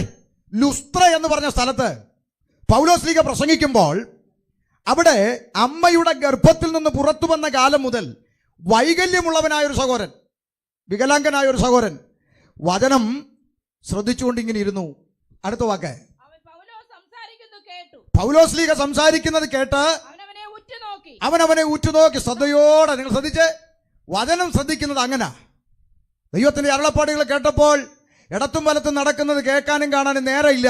ആ ദൈവത്തിന്റെ അരുളപ്പാടുകളെ ശ്രദ്ധിച്ചുകൊണ്ട് ഉറ്റുനോക്കിക്കൊണ്ടേയിരുന്നു. ഏത് നിമിഷമാണ് അവനുള്ള അത്ഭുതം വെളിപ്പെടുന്നതെന്ന് പ്രതീക്ഷിച്ചുകൊണ്ട് അവൻ ദൈവമുഖത്തേക്ക് നോക്കിയിരുന്നു. ആമേൻ. അടുത്ത വാക്ക്. സൗഖ്യം പ്രാപിപ്പാൻ അവനെ വിശ്വാസമുണ്ടെന്ന് കണ്ടിട്ട് നീ എഴുന്നേറ്റ് കാലൂന്നി നിവർന്നു നിൽക്ക എന്ന് ഉറക്കെ പറഞ്ഞു. നിൽക്കട്ടെ, ഒന്ന് ശ്രദ്ധിച്ചു കേട്ടോ. പൗലോസ് ലീഗ ഇവനെ കണ്ടപ്പോൾ, ഇവന്റെ ആ നോട്ടവും ഇരിപ്പും കണ്ടപ്പോൾ പരിശുദ്ധാത്മാവുള്ള ദൈവദാസൻ ഒരു കാര്യം ബോധ്യപ്പെട്ടു. ആമേൻ. ഇവന്റെ അകത്ത് സൗഖ്യം പ്രാപിപ്പാൻ തക്കവണ്ണം ഒരു വിശ്വാസം ദൈവത്തോടുള്ള ബന്ധത്തിൽ ഇവന്റെ അകത്ത് രൂപപ്പെട്ടു വരുന്നുണ്ടെന്ന് ആമേൻ പരിശുദ്ധാത്മാവിൽ പൗലോസ് ലീഗയ്ക്ക് മനസ്സിലായി. ഇന്ന് രാത്രി എന്നെ കേൾക്കുന്ന ജനത്തോട് ഞാൻ വിളിച്ചു പറയാം, രോഗസൗഖ്യം എന്ന് പറയുന്നത് സ്റ്റേജിൽ പ്രസംഗിക്കുന്ന പ്രസംഗകന്റെ കയ്യിൽ നിന്ന് എറിഞ്ഞു കൊടുക്കുന്നതല്ല. വചനം കേൾക്കുന്ന നീയും നിന്റെ ദൈവവും തമ്മിലുള്ള ബന്ധത്തിന്റെ ആഴത്തിൽ നിന്ന് ദൈവം നിനക്ക് വേണ്ടി തരുന്ന കരുണയിൽ വെളിപ്പെടുന്നതാണ് ദൈവിക സൗഖ്യം എന്ന് പറയുന്നത്. അത് പ്രസംഗകന്റെ കഴിവല്ല, പ്രസംഗകന്റെ മഹത്വമല്ല, പ്രസംഗകൻ എറിഞ്ഞു കൊടുക്കുന്ന ദാനമല്ല. ദൈവവും നീയും തമ്മിലുള്ള ബന്ധത്തിൽ അത് വെളിപ്പെടുന്നത്. ഇത് പെന്തിക്കോസുകാർ ഇനിയെങ്കിലും തിരിച്ചറിയണം. ഈ അടുത്ത സമയത്ത് ഒരുത്തൻ സ്റ്റേജിൽ കയറി എന്ന് പറയാ, ആർക്കൊക്കെ വീട് വേണ്ടത്? എൻ്റെ പോക്കറ്റ് നിറയെ വീടാണ്, എന്നാ പിടിച്ചോ വീട് വീട്. ഇതുപോലുള്ള വട്ടന്മാരാണ് ദൈവിക സൗഖ്യത്തെ കുറച്ച് കാണിക്കുന്നത്. മനസ്സിലാകുന്നുണ്ടോ കുഞ്ഞെ? നിനക്ക് സൗഖ്യം ഞാൻ പറയട്ടെ. ഒരു പന്തലിൽ വന്നിരിക്കുന്ന എല്ലാ ദൈവമക്കളും സൗഖ്യമാകുന്നുണ്ടോ? പറ. യേശു ജീവിച്ചിരുന്ന കാലത്ത് പല രോഗികളെ സൗഖ്യമാക്കിയിട്ടുണ്ട്, സത്യം. അതുകൊണ്ട് ആ നാട്ടിൽ രോഗിയേ ഇല്ലായിരുന്നോ? യേശു പലരെ ഉയർപ്പിച്ചിട്ടുണ്ട്. അതുകൊണ്ട് ആ നാട്ടിൽ ആര് മരിച്ചാലും ഉടനെ യേശു പോയി അങ്ങ് ഉയർപ്പിക്കുമായിരുന്നോ? ഇല്ല. ഇതാദ്യം മനസ്സിലാക്കണം. ഇന്ന് ചിലര് ഉയർപ്പിക്കാൻ വേണ്ടി മാത്രം ഒരു ജനറേഷൻ ഇറങ്ങിയിട്ടുണ്ട്. ഡെഡ് ബോഡി വെച്ച് സമൂഹത്തിൻ്റെ മുമ്പിൽ എൻ്റെ ദൈവമക്കളെ, നിങ്ങളൊരു കാര്യം മനസ്സിലാക്കേ, രക്ഷിക്കപ്പെട്ടവന് മരണം ഭയമല്ല, പ്രത്യാശയാണ്. എന്താ ദൈവാസന്മാരെ? പൗലോസ്ലീഹ പറയാ, കൂടാരമാകുന്ന ഈ ഭൗമഭവനം ഇതൊന്ന് എങ്ങനെയെങ്കിലും പൊളിയണം, എന്നിട്ട് കൈപ്പണിയല്ലാത്ത കർത്താവിൻ്റെ സന്നിധിയിൽ, കൈപ്പണിയല്ലാത്ത ഭവനത്തിലെത്തി എനിക്കെൻ്റെ കർത്താവിൻ്റെ മുഖം ഒന്ന് കാണണം, ആമേൻ, വിട്ടുപിരിഞ്ഞ് ക്രിസ്തുവിനോട് കൂടെ ഇരിപ്പാൻ ഞാൻ അത്യന്തം കാക്ഷിക്കുന്നു. അത് അത്യുത്തമം. പക്ഷെ എന്ത് ചെയ്യാനാ? ജഡശരീരം, ജഡരക്തങ്ങൾ ദൈവരാജ്യം അവകാശമാക്കത്തില്ല. അപ്പൊ എന്ത് ചെയ്യണം? ഇത് എങ്ങനെയെങ്കിലും ഒന്ന് പൊളിയണം. രോഗമായാലും ആക്സിഡന്റ് ആയാലും എന്ത് കുന്തമായാലും ഇതൊന്ന് പൊളിഞ്ഞെങ്കിലേ അങ്ങോട്ടൊന്ന് പോയി കാണാൻ പറ്റൂ. അതാ രക്ഷിക്കപ്പെട്ടവന്റെ പ്രത്യാശ. പക്ഷെ പലരും ഇത് പൊളിയാൻ അമ്മാമ ഇരുന്ന് പാടി, ലോകം വേണ്ട എനിക്കൊന്നും എൻ്റെ നാഥൻ്റെ സന്നിധി. ഇതിപ്പോൾ ഒരാഴ്ചയായി ഇത് കേട്ടുകൊണ്ടിരിക്കുന്ന കർത്താവിൻ്റെ മനോഭാവം, ഈ അമ്മച്ചി കുറച്ച് നാളായി ഇത് പാടുന്നു, എന്നെ കണ്ടാൽ മതി എന്ന്. പിന്നെ അടുത്ത ആഴ്ച ആയപ്പോൾ അമ്മച്ചി മാറ്റിപ്പാടി, എനിക്കെൻ്റെ യേശുവിനെ കണ്ട. ഇതും കൂടെ കേട്ടപ്പം കർത്താവ് തീരുമാനിച്ചു, യോ എന്നെ ആവേശം, എന്നാൽ പിന്നെ പോട്ടിങ് പോരട്ടെന്ന് വിചാരിച്ചു ഒരു ക്യാൻസർ ഇട്ട് കൊടുത്തു. അന്ന് മുതൽ തള്ള ഉപവാസ പ്രാർത്ഥന തപ്പി നടക്കുക, കാണുകയും വേണ്ട, പോവുകയും. എന്നാ മിണ്ടാത്ത? നമ്മൾ ചുമ്മാ എന്തൊക്കെയോ പറയുന്നു, എന്തൊക്കെയോ ചെയ്യുന്നു. എൻ്റെ ദൈവമക്കളെ, ചാകുന്ന ചാകട്ട് പുല്ല്, ഒരു പ്രത്യാശയില്ലേ? ഇരിപ്പ് കണ്ട ഒന്നുമില്ലെന്ന് ഉണ്ടോ? ഇന്നല്ലെങ്കിൽ നാളെ ഇവിടം വിട്ടു പോയേ പറ്റത്തുള്ളൂ. എങ്ങോട്ടാണെന്ന് ഉറപ്പുള്ളവനെ സന്തോഷത്തോടെ സ്വോത്രം പറയാൻ പറ്റത്തുള്ളൂ, അല്ലാത്തവനെ ദുഃഖിച്ചിരിക്കും. നമ്മുടെ പിതാക്കന്മാരുടെ ചരിത്രം അങ്ങനല്ലേ? അവർക്കൊരു പ്രത്യാശ ഉണ്ടായിരുന്നു. ആമേൻ, 500 വർഷം ഇവിടെ തികയ്ക്കുക എന്നുള്ളതല്ല, വേല തികച്ച് കർത്താവിന്റെ സന്നിധിയിൽ പോകാൻ. അതുകൊണ്ട് ഇന്ന് രാത്രി ഞാൻ പറയാം, രക്ഷിക്കപ്പെട്ടവന് മരണം ഭയമല്ല, അത് പ്രത്യാശയാണ്. മനസ്സിലാകുന്നുണ്ടോ? ആമേൻ. അപ്പൊ സൗഖ്യം, വിടുതൽ എന്നൊക്കെ പറയുന്നത് പ്രസംഗകൻ എറിഞ്ഞു കൊടുക്കുന്നതല്ല, കേട്ടുകൊണ്ടിരിക്കുന്ന നിങ്ങളും നിങ്ങൾ ആരാധിക്കുന്ന ദൈവവും തമ്മിലുള്ള ബന്ധം, ആ ബന്ധത്തിന്റെ ആഴത്തിൽ നിന്ന് ദൈവം നിങ്ങളോട് കാണിക്കുന്ന കരുണയാണ് ദൈവിക സൗഖ്യം എന്ന് പറയുന്നത്. അവനോട് എഴുന്നേറ്റ് നടക്കാൻ പൗലോസ്ലീഹ പറഞ്ഞു. ശ്രദ്ധിച്ചു കേട്ടോണം അടുത്ത വാക്ക്. ഒന്നൂടെ മാമേ, ഒന്നൂടെ. ആ ദൈവമക്കളല്ല എന്നെ ഒന്ന് നോക്കേ, അവൻ എങ്ങനെ നടന്നെന്നാ പറഞ്ഞേ? ആ ദൈവിക സൗഖ്യത്തിലാണ് പെന്തക്കോസുകാർ വിശ്വസിക്കുന്നത്, അല്ലേ പാസ്റ്ററേ? അല്ല ദൈവമക്കളെ, ആ ദൈവിക സൗഖ്യത്തിൽ നമ്മൾ വിശ്വസിക്കുന്നു. ഗർഭം മുതൽ മുടന്തനായവനോട് എഴുന്നേറ്റ് നടക്കാൻ പറഞ്ഞപ്പോൾ അവൻ കുതിച്ചെഴുന്നേറ്റ് നടന്ന സൗഖ്യത്തിൽ ഞങ്ങൾ വിശ്വസിക്കുന്നു. അത് ഞങ്ങൾ വിശ്വസിക്കുന്നു. പക്ഷെ ഞങ്ങൾ എതിർക്കുന്നത് എന്തിനെന്നറിയാമോ? ക്ഷണത്തിൽ കുതിച്ചെഴുന്നേറ്റ് നടന്നു, ഞങ്ങൾ വിശ്വസിക്കുന്നു. ഇന്ന് കാണുന്ന അങ്ങനല്ല. ബ്രദറെ, സൗഖ്യമായിട്ടുണ്ട്, വിശ്വസിച്ചോ, ഗ്രാജുവലി അങ്ങ് നടന്നോളൂ വന്ന്. എന്നാ പിന്നെ ആട്ടെ ഭാഷ, അതിൽ ഞങ്ങൾ വിശ്വസിക്കുന്നില്ല. അമ്മയുടെ ഗർഭം മുതൽ മുടന്തനായി പുറത്തിരുന്നവൻ ക്ഷണത്തിൽ കുതിച്ചെഴുന്നേറ്റ് നടന്ന ദൈവിക സൗഖ്യമുണ്ടല്ലോ, അതിലാണ് ദൈവ കുഞ്ഞുങ്ങൾ വിശ്വസിക്കുന്നത്. ആ ദൈവിക സൗഖ്യത്തെയാണ് ഞങ്ങൾ പ്രസംഗിക്കുന്നത്. ആ ദൈവിക സൗഖ്യം ഇന്നും വെളിപ്പെടുന്നുണ്ട്. ഒരുപക്ഷെ കേരളക്കരയിൽ ഇത്തരം മാജിക്കുകാരന്മാരെ കൊണ്ട് നിറഞ്ഞതുകൊണ്ട് അത് കാണാൻ പറ്റുന്നില്ലെങ്കിൽ ഈ ലൈവിലൂടെ വിളിച്ചു പറയാം, സമയം കിട്ടുമെങ്കിൽ ഉണ്ണാമെ നോർത്ത് ഇന്ത്യയിലോട്ടൊന്ന് ചെല്ലേ. ഒരു യൂട്യൂബിലും ഫേസ്ബുക്കിലും വാട്സാപ്പിലും ഇൻസ്റ്റാഗ്രാമിലും ഒന്നുമില്ലാത്ത, ആമെ സ്കൂള് കാണാത്ത പാവപ്പെട്ട അപ്പച്ചന്മാര് പല ഗ്രാമങ്ങളിൽ ഗല്ലികളിൽ കടന്നു ചെല്ലുമ്പോൾ ചങ്ങലക്കിട്ടിരിക്കുന്ന സുബോധമില്ലാത്തവൻ ഒറ്റ പ്രാർത്ഥനയിൽ സൗഖ്യമാകുമ്പോൾ ഒരു ഗ്രാമം മുഴുവൻ രക്ഷിക്കപ്പെടുക, ഒരു ഗ്രാമം മുഴുവൻ സ്നാനപ്പെടുക. 500-600 സ്നാനം ഒറ്റ ദിവസം നടക്കുക. ചുമ്മാതല്ല സംഘികള് ഉപദേശിമാരെ കത്തിക്കുന്നത്. ചെന്ന് നോക്ക്, മനസ്സിലായോ? ഒറ്റ സ്നാനം 600-500 ഗ്രാമങ്ങൾ ഒറ്റ സ്നാനത്തിൽ. ഞാൻ ഈ കഴിഞ്ഞ നാളിൽ ബീഹാറിൽ കടന്നു പോയപ്പോൾ ഞങ്ങൾ 3 ദൈവദാസന്മാർ ഇറങ്ങി നിന്ന സ്നാനം നടത്തിയത്. അറിയാവോ? ദൈവപ്രവൃത്തി ഇന്നും നടന്നുകൊണ്ടിരിക്കുക. പക്ഷേ ഈ കേരള സമൂഹം വഞ്ചിക്കപ്പെട്ടത് എവിടെയെന്നറിയാമോ? ദൈവിക സൗഖ്യം എന്താണെന്നും ഈ കച്ചവടക്കാരെന്താണെന്നും തിരിച്ചറിയാതെ പോയതുകൊണ്ട് ജനം ദൈവിക സൗഖ്യം കാണുന്നില്ല. ജനം കാണുന്നത് മുഴുവൻ കള്ളനോട്ടാ. ഞാൻ ചോദിച്ചോട്ടെ, നാട്ടിൽ കള്ളനോട്ടുണ്ട് സത്യം എന്ന് കരുതി അലമാര ഇരിക്കുന്ന നല്ല നോട്ടെടുത്ത് കത്തിക്കാൻ പറ്റുമോ? പറ്റൂ? എടോ, നാട്ടിൽ കള്ളനോട്ടുണ്ട് സത്യം എന്ന് കരുതി വീട്ടിൽ ഇരിക്കുന്ന നല്ല നോട്ടെടുത്ത് കത്തിക്കാൻ ഒക്കുവോ? ഇല്ല. നീ നല്ലത് കണ്ടിട്ടില്ല. ദൈവിക സൗഖ്യം ഇന്നും വെളിപ്പെടും. അത് 2500 3000 രൂപ കാശിന് കൊണ്ടു കൊടുത്ത് ഞാൻ മുടന്തനായിരുന്നു എന്ന് പറയിപ്പിക്കുന്ന പണിയല്ല. ഗർഭം മുതൽ മുടന്തനായിരുന്നവൻ കുതിച്ചെഴുന്നേറ്റ് നടന്ന ദൈവിക സൗഖ്യത്തിൽ ഞങ്ങൾ വിശ്വസിക്കുന്നു. അങ്ങനെ ഒരു സൗഖ്യ ദൈവദാസൻ പറഞ്ഞത്. എത്ര പ്രായമുണ്ട് കുഞ്ഞിന്? 12 വയസ്സുള്ള കുഞ്ഞ് അല്ലേ? 16 വയസ്സുള്ള കുഞ്ഞ് 2 കിഡ്നിയും ഫെയിലായി ഇന്നും ജീവിക്കുന്നു. ദൈവത്തിന്റെ കരുണയാ. സ്വോത്രം. ഇനിയിപ്പോൾ ഞങ്ങൾ വെല്ലുവിളിച്ചു ആ കുഞ്ഞ് ഒരിക്കലും മരിക്കും അങ്ങനൊന്നും ഞങ്ങൾ പറയത്തില്ല. ഞങ്ങൾ മരിക്കുമെങ്കിൽ കുഞ്ഞും മരിക്കും. പക്ഷേ അതിനു മുമ്പ് കർത്താവിൻ്റെ അടുക്കൽ എത്താനുള്ള പ്രത്യാശ അത് പ്രാപിച്ചിരിക്കും. അല്ല, കുഞ്ഞ് മാത്രമൊന്നും അല്ല മരിക്കുന്നത്, ഞാൻ നിങ്ങൾ മരിക്കും. സകല എണ്ണത്തിൻ്റെയും പെട്ടി കുളനടയിൽ ഇരിപ്പുണ്ട് ഇല്ലേ? ഞങ്ങൾ ദൈവിക സൗഖ്യത്തിൽ വിശ്വസിക്കുന്നു. അവൻ ക്ഷണത്തിൽ അവൻ കുതിച്ചെഴുന്നേറ്റ് നടന്നു. വേഗത്തിൽ പോകാം, ഒത്തിരി പറയാനുണ്ട്. കുതിച്ചെഴുന്നേറ്റ് നടന്നു. അടുത്ത വാക്ക്, പൗലോസ് ഈ ചെയ്ത അത്ഭുത പ്രവൃത്തി ആ നാട്ടിലുള്ള ജനങ്ങളെല്ലാം കണ്ടപ്പോൾ ദേവന്മാർ മനുഷ്യന്മാരുടെ രൂപത്തിൽ നമ്മുടെ അടുക്കൽ ഇറങ്ങി വന്നിരിക്കുന്നു എന്ന് ലുക്കവോന്യ ഭാഷയിൽ. ഇനി ഇവർക്കൊന്ന് പറഞ്ഞു കൊടുക്കട്ടെ സംഗതി എന്താന്ന്. സംഗതി ഇത്രേ ഉള്ളൂ. ഒരത്ഭുതം കൺമുമ്പിൽ നടന്നപ്പോൾ മലയാളിയുടെ ഒരു പൊതു സ്വഭാവം പോലെ ആ ജനം കാണിച്ചു. എന്താണെന്നറിയാവോ? അത്ഭുതം നടന്നപ്പോൾ ഈ മനുഷ്യരെ പിടിച്ച് ആൾ ദൈവങ്ങളാക്കാൻ നോക്കി. ഇതാ കുഴപ്പം.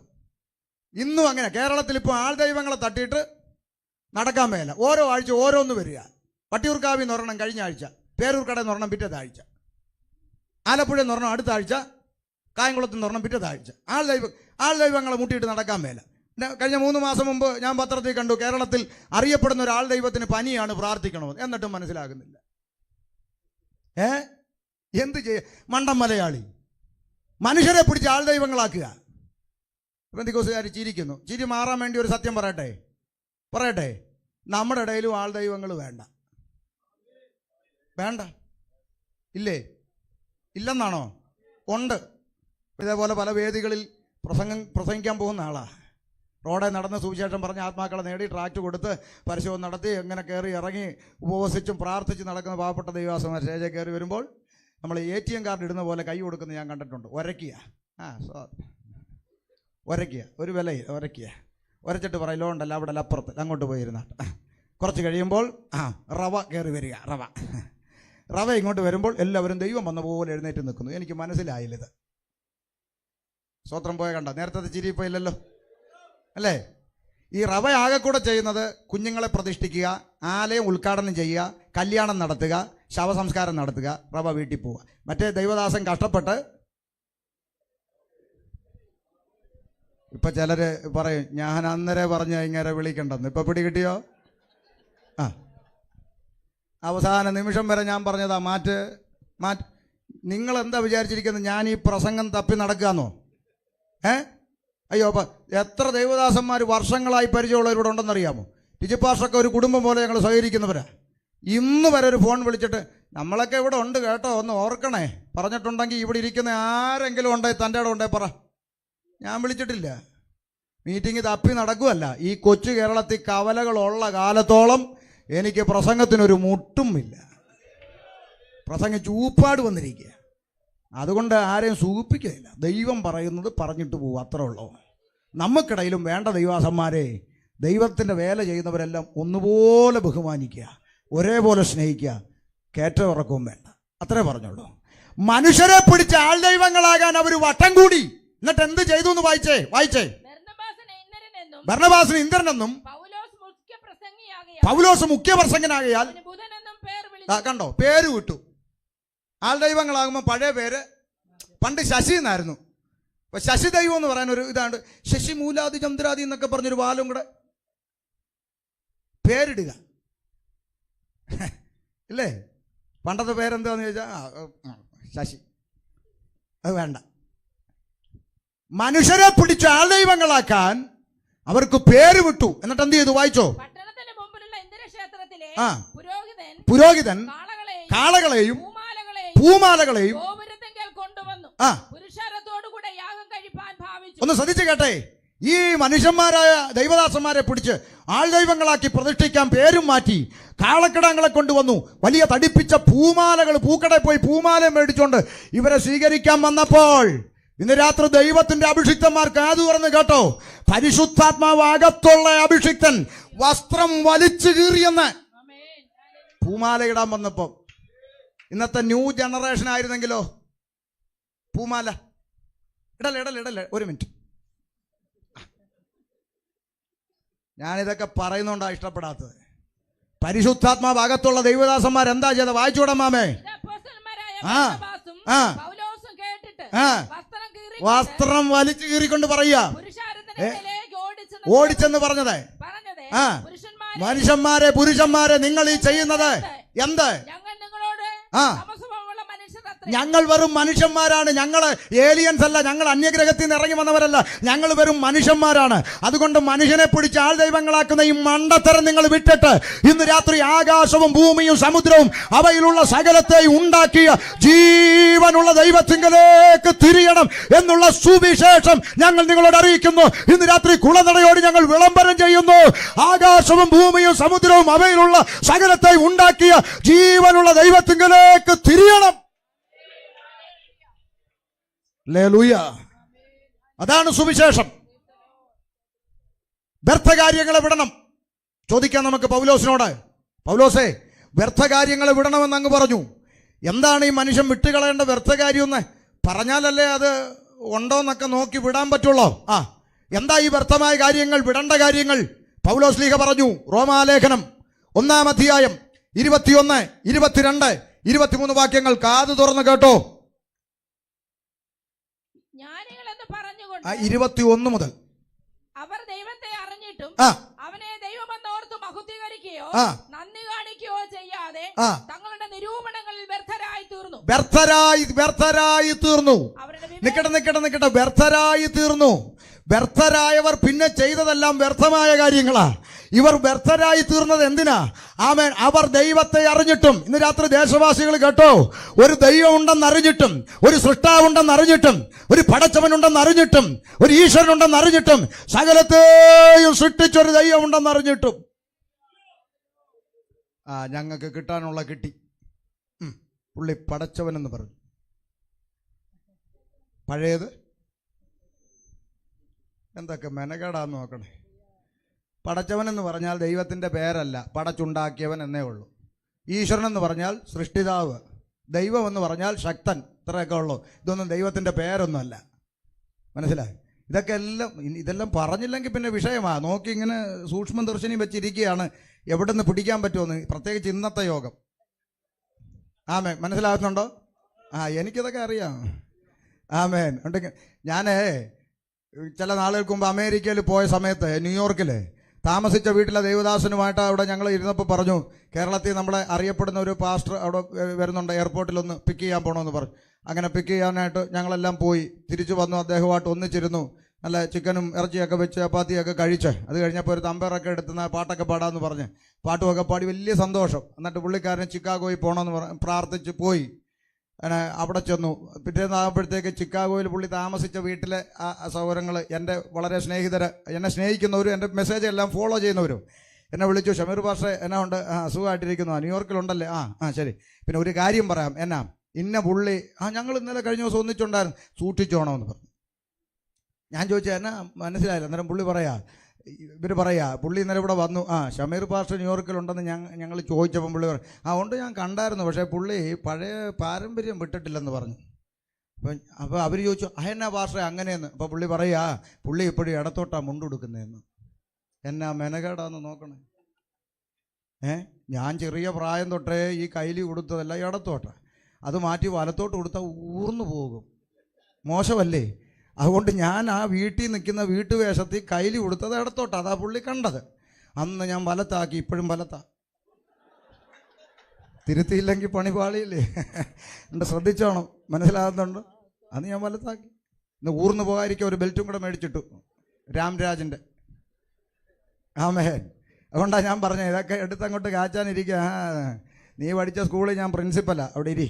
അതുകൊണ്ട് ശ്രദ്ധിച്ചോ. ആമേൻ. ഇവിടെ വായിച്ച വേദഭാഗം ശ്രദ്ധിച്ചോ. ആമേൻ. ആമേൻ. അവർ ദൈവത്തെ അറിഞ്ഞിട്ടും സകലത്തെയും സൃഷ്ടിച്ചൊരു ദൈവമുണ്ടെന്ന് അറിഞ്ഞിട്ടും ആ സൃഷ്ടാവിന് മഹത്വം കൊടുക്കാതെ നന്ദി കാണിക്കാതെ അവർ വ്യർത്ഥരായി തീർന്നു. ഒരു ദൈവമുണ്ട് ദേശവാസികളെ, ഒരു ദൈവമുണ്ട്. ഇന്ന് ദൈവം ഇല്ലെന്ന് പറയുന്ന ഒരു തലമുറയിലാണ് നമ്മൾ ജീവിക്കുന്നത്. ദൈവമില്ലെന്ന് ചില പിള്ളേർ പറയുന്നത് ഡിങ്കനാണ് ദൈവമെന്ന്. ഡിങ്കനെ അറിയത്തില്ല? ഡിങ്കൻ നിക്കർ പുറത്തിട്ടൊരു ചുണ്ടലി, അത്രേ ഉള്ളൂ. എലിക്ക് വരെ ആകാം, എന്ത് ചെയ്യാൻ പറ്റും? ഡിങ്ക ദൈവമെന്ന് ചില പിള്ളേർ പറയും ദൈവമില്ലെന്ന്. തിയോളജി പഠിപ്പിച്ച് ഇന്ന് രാത്രി ദൈവമുണ്ടെന്ന് മനസ്സിലാക്കി തരാനൊന്നും പോണില്ല. കാരണം വേദപുസ്തകം പറയുന്നു ദൈവത്തെ തിയോളജി പഠിപ്പിച്ചറിയണമെന്നല്ല, യഹോവ നല്ലവനെന്ന് പഠിച്ചറിയാനല്ല എഴുതിയിരിക്കുന്നത്. യഹോവ നല്ലവനെന്ന് രുചിച്ചറിയുവേൻ. ഞങ്ങളൊക്കെ ദൈവത്തെ പഠിച്ചറിഞ്ഞതല്ല, ഞങ്ങളുടെ ജീവിതത്തിൽ ദൈവം ആരെന്ന് അനുഭവിച്ചറിഞ്ഞിട്ട് ഇറങ്ങിയതാ. അതുകൊണ്ട് ഇന്ന് രാത്രി ദൈവമില്ലെന്ന് പറയുന്ന തലമുറയോട് പറയാം, ആമേൻ, ദൈവമുണ്ട് എന്ന് തിയോളജി പഠിച്ചല്ല, അനുഭവിച്ചു മനസ്സിലാക്കണം. കഴിഞ്ഞ ആഴ്ചയിൽ ഞാൻ നെയ്യാറ്റിൻകര തിരുവനന്തപുരത്ത് യോഗത്തിന് പോയി. കരമന മുതൽ ബാലരാമപുരം വരെ നല്ല പാളിയിനായി കിടക്കുന്ന 6 വരിപ്പാത ഹൈവേ, 1 സൈഡ് 1 വേ. നല്ല സിഗ്നൽ സംവിധാനം, ഇങ്ങോട്ട് വണ്ടി വരുമെന്ന് പേടിക്കണ്ട, കണ്ണും പൂട്ടി വിടാവുന്ന നിലയിൽ നല്ല നീറ്റായി കിടക്കുന്ന റോഡ് അടിച്ചു വിട്ട് പോവുക. എന്നിട്ടും കണ്ടു ഇടക്കിടയ്ക്ക് ചില വണ്ടികൾ അവിടെ മുട്ടി ഇടിച്ച് അവിടെ കിടക്കുക. ഒന്ന് ചിന്തിച്ചു നോക്കേ, 6 വരിപ്പാത ഉണ്ടായിട്ടും സിഗ്നൽ സംവിധാനം ഉണ്ടായിട്ടും കഴിവുള്ള ഡ്രൈവർമാർ നന്നായി ഓടിച്ചിട്ടും 2 എണ്ണം കൂട്ടിമുട്ടിയപ്പോൾ ആകാശമണ്ഡലങ്ങളിൽ, സൗരയൂഥങ്ങളിൽ, ഭ്രമണപഥങ്ങളിൽ സഞ്ചരിച്ചു കൊണ്ടിരിക്കുന്ന ഒറ്റ ഗ്രഹത്തിന് ഡ്രൈവർ ഉണ്ടോ? ഡ്രൈവർ ഉണ്ടോ? ഡെയിലി 2 എണ്ണം വെച്ച് ഇടിച്ചോണ്ടിരിക്കുവാണോ? അല്ലെന്ന്. ഇതിനെയൊക്കെ കൃത്യമായ നിലയിൽ നിയന്ത്രിച്ചു കൊണ്ടിരിക്കുന്ന ഒരു സർവശക്തന്റെ കരം ഇതിന്റെ പുറകിലുണ്ടെന്ന്. അതുകൊണ്ട് ആമേ മനസ്സിലായിക്കോണം, ഒരു സൃഷ്ടാവുണ്ട്, ഒരു ഈശ്വരനുണ്ട്, പടച്ചവനുണ്ട്, ദൈവമുണ്ട്, ഒരു ദൈവമുണ്ട്. എന്നാൽ മനുഷ്യൻ ദൈവത്തെ അറിഞ്ഞിട്ടും ആ ദൈവത്തിന് മഹത്വം കൊടുക്കാതെ, ദൈവത്തിന് നന്ദി കൊടുക്കാതെ അവർ വ്യർത്ഥരായി തീർന്നു. കാരണം, അടുത്ത വാക്ക്, കാരണം മനുഷ്യൻ ദൈവത്തിൽ നിന്ന് അകലുവാൻ, ദൈവത്തിന് മഹത്വം കൊടുക്കാതെ മാറിപ്പോകാൻ കാരണം അവരുടെ ഹൃദയത്തിന്റെ അകത്തൊരു ഇരുട്ട് പ്രവേശിച്ചു. അവിടെ നോട്ട് ചെയ്തിട്ടോ, ഇച്ചിരി കഴിഞ്ഞ് പറയാം വിശദീകരണം. ഒരു ഇരുട്ട് മനുഷ്യന്റെ ഹൃദയത്തിൽ പ്രവേശിച്ചു. ഇരുട്ടകത്ത് കയറിയപ്പോൾ എന്ത് സംഭവിച്ചു എന്ന് അടുത്ത വാക്ക്. ഒന്ന് ശ്രദ്ധിച്ചേ, ഇരുട്ടകത്ത് കയറി. അകത്ത് ഇരുട്ട് കയറിയപ്പോൾ മനുഷ്യന്റെ ഉള്ളിൽ ഒരു ചിന്ത വന്നു. എന്താ? എനിക്കെല്ലാം അറിയാം, എന്നെ ആരും പഠിപ്പിക്കണ്ട. മനുഷ്യന്റെ പൊതുചിന്തയാ, എനിക്കെല്ലാം അറിയാം, എന്നെ ആരും. അങ്ങനല്ലേ അമ്മാമേ? അപ്പുറത്തെ ചാക്കോച്ചന് ക്യാൻസർ. പെന്തിക്കോസ് അമ്മാമ ചെന്നിട്ട് പറഞ്ഞു, ചാക്കോച്ച ക്യാൻസർ ആണെന്ന് അറിഞ്ഞു. അന്നടി അറിയാൻ ഇച്ചിരി വൈകി. ഞാനൊരു കാര്യം പറഞ്ഞോട്ടെ. എന്നാ? അപ്പുറത്തെ പ്രാർത്ഥനാ സ്ഥലമില്ലേ? ഏത്? അപ്പുറത്തെ കൂടാരത്തിലെ പ്രാർത്ഥന ഏത്? അപ്പോൾ പെന്തിക്കോസാ? പെന്തിക്കോസ്. അത് തന്നെ. അവിടെ ഉപവാസ പ്രാർത്ഥന നടക്കുക. നല്ല കൃപയുള്ള ദൈവാസന്മാരൊക്കെ വരുന്നുണ്ടോ, ദൈവം വലിയ സൗഖ്യമൊക്കെ കൊടുക്കുന്നുണ്ടെന്ന് കേട്ടു. ചാക്കോച്ചൻ അങ്ങോട്ടൊന്ന് പോന്നോ? ദൈവം വിടുവിച്ചാലോ? ഞാനോ? പെന്തിക്കോസുകാരെടുക്കുക. ഞാൻ എൻ്റെ കുടുംബപള്ളി ഏതാണെന്നറിയാമോ? കുടുംബകല്ലറ ഏതാണെന്നറിയാമോ? 5 അച്ഛന്മാരുള്ള കുടുംബം, കന്യാസ്ത്രീ വേറെ, പെന്തിക്കോസുകാരെടുക്കുക. എന്നെക്കാളും നല്ല ക്യാൻസർ വന്ന് ചാകുന്നതാന്ന് ചാക്കോച്ചൻ. എന്നാ പിന്നെ ആട്ടെന്ന് പറഞ്ഞു. കുറച്ച് ദിവസം കഴിഞ്ഞപ്പോൾ ഒരു കൂട്ടുകാരൻ വന്നിട്ട് പറഞ്ഞു, ചാക്കോച്ചാ ഹാപ്പി ന്യൂസ്. എന്താ? വയനാട്ടിൽ കേളു വൈദ്യൻ, എല്ലാ രോഗം മാറ്റും കേളു വൈദ്യൻ, കാട്ടുമൂപ്പൻ. ഒന്ന് പോയാലോ? പിന്നെ എടുക്കടാ വണ്ടി, വിടടാ വയനാട്. നേരെ വയനാട് വിട്ടു. കേളു വൈദ്യൻ നോക്കിച്ച് പറഞ്ഞു, എൻ്റെ കയ്യിൽ ഒക്കുന്ന കേസല്ല, ഒരു കാര്യം ചെയ്യ്, വേണ്ട മൈസൂർ കടന്ന് അപ്പുറത്ത് കർണാടക, അങ്ങോട്ട് വിട്ടോ, അവിടെ ഒരു മൂപ്പനുണ്ട് വൈദ്യൻ. അവിടെ വിട്ടു. വൈദ്യൻ നോക്കിച്ച് പറഞ്ഞു, ഇച്ചിരി കടുപ്പമാ, എൻ്റെ കയ്യിൽ നിൽക്കത്തില്ല, ഒരു കാര്യം ചെയ്യ്, ആ കാറങ്ങ് ഒതുക്കി അടുത്ത ഫ്ലൈറ്റ് എടുത്ത് ഡൽഹിക്ക് വിട്, അവിടെ കേന്ദ്രമന്ത്രിമാരെ ചികിത്സിക്കുന്ന പ്രത്യേക ഒരു വിങ് ഇപ്പോൾ ഓപ്പൺ ആയിട്ടുണ്ട്, അങ്ങോട്ട് വിട്ടോ. അവിടെ ചെന്നപ്പോൾ അവർ പറഞ്ഞു, സാറേ ഇച്ചിരി കടുത്ത് പോയി, ഒരു കാര്യം ചെയ്യും, അടുത്ത ഫ്ലൈറ്റ് എടുത്ത് മലേഷ്യക്ക് വിടാൻ പറഞ്ഞു. മലേഷ്യയിൽ ചെന്നു. അവിടുത്തെ ഡോക്ടർമാർ ഒന്നടങ്കം നോക്കിച്ച് പറഞ്ഞു, ഇനി ലോകത്തിൽ എവിടെ കൊണ്ടുപോയാലും ഒന്നും ചെയ്യാനില്ല, ദൈവത്തോട് പ്രാർത്ഥിക്കാൻ പറഞ്ഞു. കറങ്ങി തിരിഞ്ഞ് ചാക്കോ വീണ്ടും കുളനട വന്നു. അപ്പോൾ ഇല്ല മറ്റേ അമ്മാമ അങ്ങോട്ട് ചെന്നിട്ട് പറഞ്ഞു, ചാക്കോച്ചാ ഞാൻ ഒരു 3 ദിവസവും കൂടെ ഉള്ളു അവിടെ പ്രാർത്ഥന, ഒന്ന് അങ്ങോട്ട് പോന്നോ? അപ്പോൾ ചാക്കോച്ചൻ, എന്നാ പിന്നെ ഒന്ന്. ഇതല്ലേ മനുഷ്യൻ? എടാ ആരോഗ്യത്തോടിരിക്കുമ്പോൾ ദൈവം നിന്റെ പിറകെ നടന്ന് വിളിക്കുക, മാനസാന്തരപ്പെട്. കണ്ണും കരലും കിഡ്നി അടിച്ചുപോയി IC യൂണിറ്റിൽ കിടന്ന് ദൈവത്തെ വിളിക്കാതെ ഇന്ന് രാത്രി ആരോഗ്യത്തോടിരിക്കുമ്പോൾ ജീവിതം ദൈവത്തിന് കൊടുക്കുക. ദൈവം തന്ന ആരോഗ്യം, ദൈവം തന്ന സന്തോഷം, ദൈവം തന്ന നന്മ സകലതും ഇന്ന് രാത്രി ദൈവത്തിന് കൊടുക്കുക. പിറകെ നടന്ന് ദൈവം വിളിക്കുകയല്ലേ? ആരോഗ്യത്തോടിരിക്കുമ്പോൾ ദൈവത്തെ വിളിക്കുക. മനസ്സിലാക്കുന്നുണ്ടോ? മനുഷ്യന്റെ അകത്ത് കയറിയ ഈ ഡംബം, എനിക്കെല്ലാം അറിയാം, എന്നെ ആരും പഠിപ്പിക്കേണ്ടെന്ന ചിന്ത അകത്ത് കയറി ജ്ഞാനികളെന്ന് പറഞ്ഞുകൊണ്ട് അവർ മൂഢരായിപ്പോയി. സത്യത്തിൽ ഒന്നും അറിയത്തില്ലെന്ന് മൂഢരായിപ്പോയി. എന്നിട്ട് എന്താ ഈ വ്യർത്ഥമായത് ചെയ്തെന്ന് കേൾക്കണോ? അടുത്ത വാക്ക്, അക്ഷയനായ ദൈവത്തിന്റെ തേജസ്സിനെ അക്ഷയനായ ദൈവത്തിന്റെ തേജസ്സിന് അവർ ക്ഷയമുള്ള മനുഷ്യൻ, പക്ഷി, നാൽക്കാലി, നാൽക്കാലി, ഇഴജാതി ഇഴജാതി എന്നിവയുടെ രൂപസാദൃശ്യമായി മാറ്റിക്കളഞ്ഞു. ദൈവത്തിന് കൊടുക്കേണ്ട മഹത്വം, സൃഷ്ടാവിന് കൊടുക്കേണ്ട മഹത്വം, ഈശ്വരന് കൊടുക്കേണ്ട മഹത്വം ഇരുകാലി മനുഷ്യൻ പങ്കുവച്ചു. ദൈവത്തിന് കൊടുക്കേണ്ട ആരാധന, ദൈവത്തിന് കൊടുക്കേണ്ട മഹത്വം സൃഷ്ടാവിൽ നിന്ന് അകന്നുപോയ മനുഷ്യൻ പങ്കുവച്ചു. ആർക്കൊക്കെ പങ്കുവച്ചു സഹോദരി? മനുഷ്യൻ, പക്ഷി, നാൽക്കാലി, ഇടജാതി. ദൈവത്തിന് കൊടുക്കേണ്ട മഹത്വം ആർക്ക് കൊടുത്തെന്ന്? ഒന്ന് മനുഷ്യന് മഹത്വം കൊടുത്തു. അപ്പൊ ഇവിടെ എന്തുണ്ടായി? ആൾ ദൈവങ്ങളുണ്ടായി. പിടി കിട്ടുന്നുണ്ടോ? മൂക്കിൽ ശ്വാസമുള്ള പേട്ടു മനുഷ്യൻ, മേപ്പോട്ട് വലിക്കുന്ന ശ്വാസം കീപ്പോട്ട് വിടാൻ കഴിയാതെ പോയാൽ വാഴപ്പുണ്ടി പോലെ കിടക്കുന്ന പേട്ടു മനുഷ്യൻ. ഒരു ശ്വാസം ഒന്ന് വലിച്ചു വിടാൻ പറ്റത്തില്ലെങ്കിൽ മെഡിക്കൽ കോളേജിൽ പോയി കിടന്ന് വലിക്കുക. ഓടി കാറുള്ളവനും ഓടി നടക്കുന്നവനും ഒരുപോലെ വലിക്കുക. ഇത്രയധികം ഓക്സിജൻ അന്തരീക്ഷ മണ്ഡലത്തിൽ ഉണ്ടായിട്ടും ഒരു ശ്വാസം നിലച്ചു പോയാൽ വേദപുസ്തകം പറയുന്നു, ഏതൊരു മനുഷ്യനും ഉറച്ചു നിന്നാൽ ഒരു ശ്വാസം, നീ അത്രേ ഉള്ളൂ.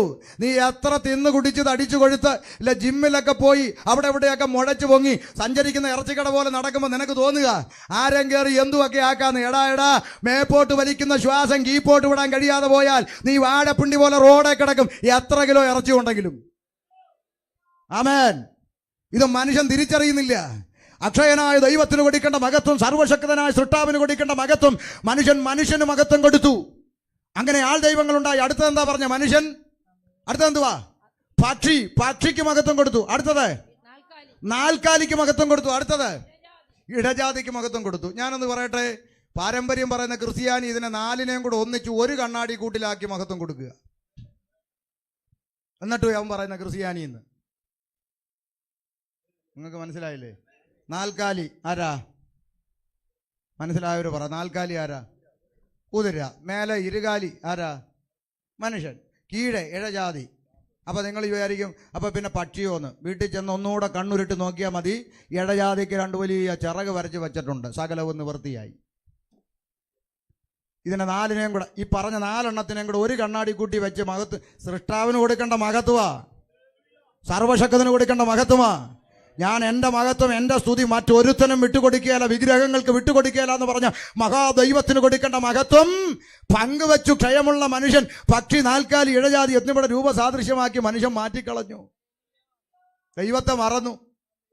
അതിനിപ്പോൾ ഡിഗ്രി ഒന്നും വേണ്ട മനസ്സിലാക്കാൻ, സിമ്പിളായിട്ട് പറഞ്ഞു തരാം. പറയട്ടെ, മനുഷ്യനെ സൃഷ്ടിച്ചത് ആര്? കേട്ടില്ല, ഉറക്കെ പറയണം. മനുഷ്യനെ സൃഷ്ടിച്ചത് ആര്? ദൈവം. ഇന്ന് ദൈവത്തെ സൃഷ്ടിക്കുന്ന ആര്? അതാ കുഴപ്പം. ഇന്ന് മൂക്കി ശ്വാസമുള്ള പേട്ട് മനുഷ്യനാണ് ആരെ സൃഷ്ടിക്കുന്നത്?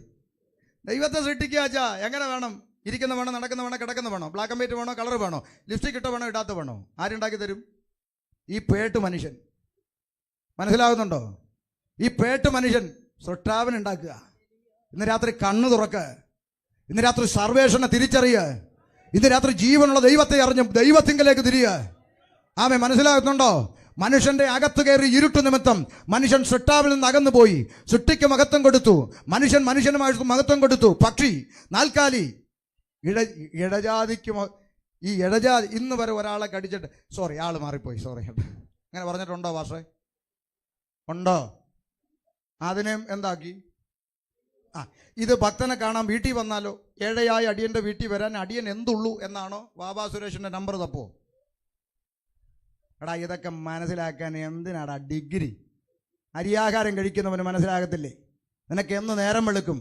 അതുകൊണ്ട് ചിന്തിക്കേ, മനുഷ്യൻ സൃഷ്ടാവിനെ അറിയണം. സൃഷ്ടാവിൽ നിന്ന് മനുഷ്യൻ അകന്നുപോയി. സൃഷ്ടിക്ക് മഹത്വം കൊടുത്തു, ദൈവത്തിന് കൊടുക്കേണ്ട മഹത്വം പങ്കുവച്ചു. ക്ഷയമുള്ള മനുഷ്യൻ, പക്ഷി, നാൽക്കാലി, ഇഴജാതി എന്നിവിടെ രൂപസാദൃശ്യമാക്കി മനുഷ്യൻ ദൈവത്തെ മാറ്റിക്കളഞ്ഞു. എന്താണ് കാരണം? അവന്റെ അകത്ത് പ്രവേശിച്ച ഇരുട്ടാണ് കാരണം. ഈ ഇരുട്ടാണ് മനുഷ്യനെ സൃഷ്ടാവിൽ നിന്ന് അകറ്റിയിരിക്കുന്നത്. ആ ഇരുട്ടിന് ഒരു അല്പം കൂടെ വിവരണം പൗലോസ്ലീഹ കൊരിന്ത് ലേഖനത്തിൽ നൽകി. വായിക്കാം. ആമേ. 2 കൊരിന്ത് ലേഖനം 4-ാം അധ്യായം 3-4 വാക്യങ്ങളിലേക്ക്. 2 കൊരിന്ത് ലേഖനം 4-ാം അധ്യായം 3-4 വാക്യങ്ങൾ ഇങ്ങനെ എഴുതിയിരിക്കുന്നു. എന്നാൽ ആമേ, ദൈവപ്രതിമയായ യേശുക്രിസ്തുവിന്റെ തേജസ്സുള്ള സുവിശേഷത്തിന്റെ പ്രകാശനം ശോഭിക്കാതിരിപ്പാൻ ഈ ലോകത്തിന്റെ ദൈവം അവിശ്വാസികളുടെ ഹൃദയം കുരുടാക്കി. മനസ്സിലായോ?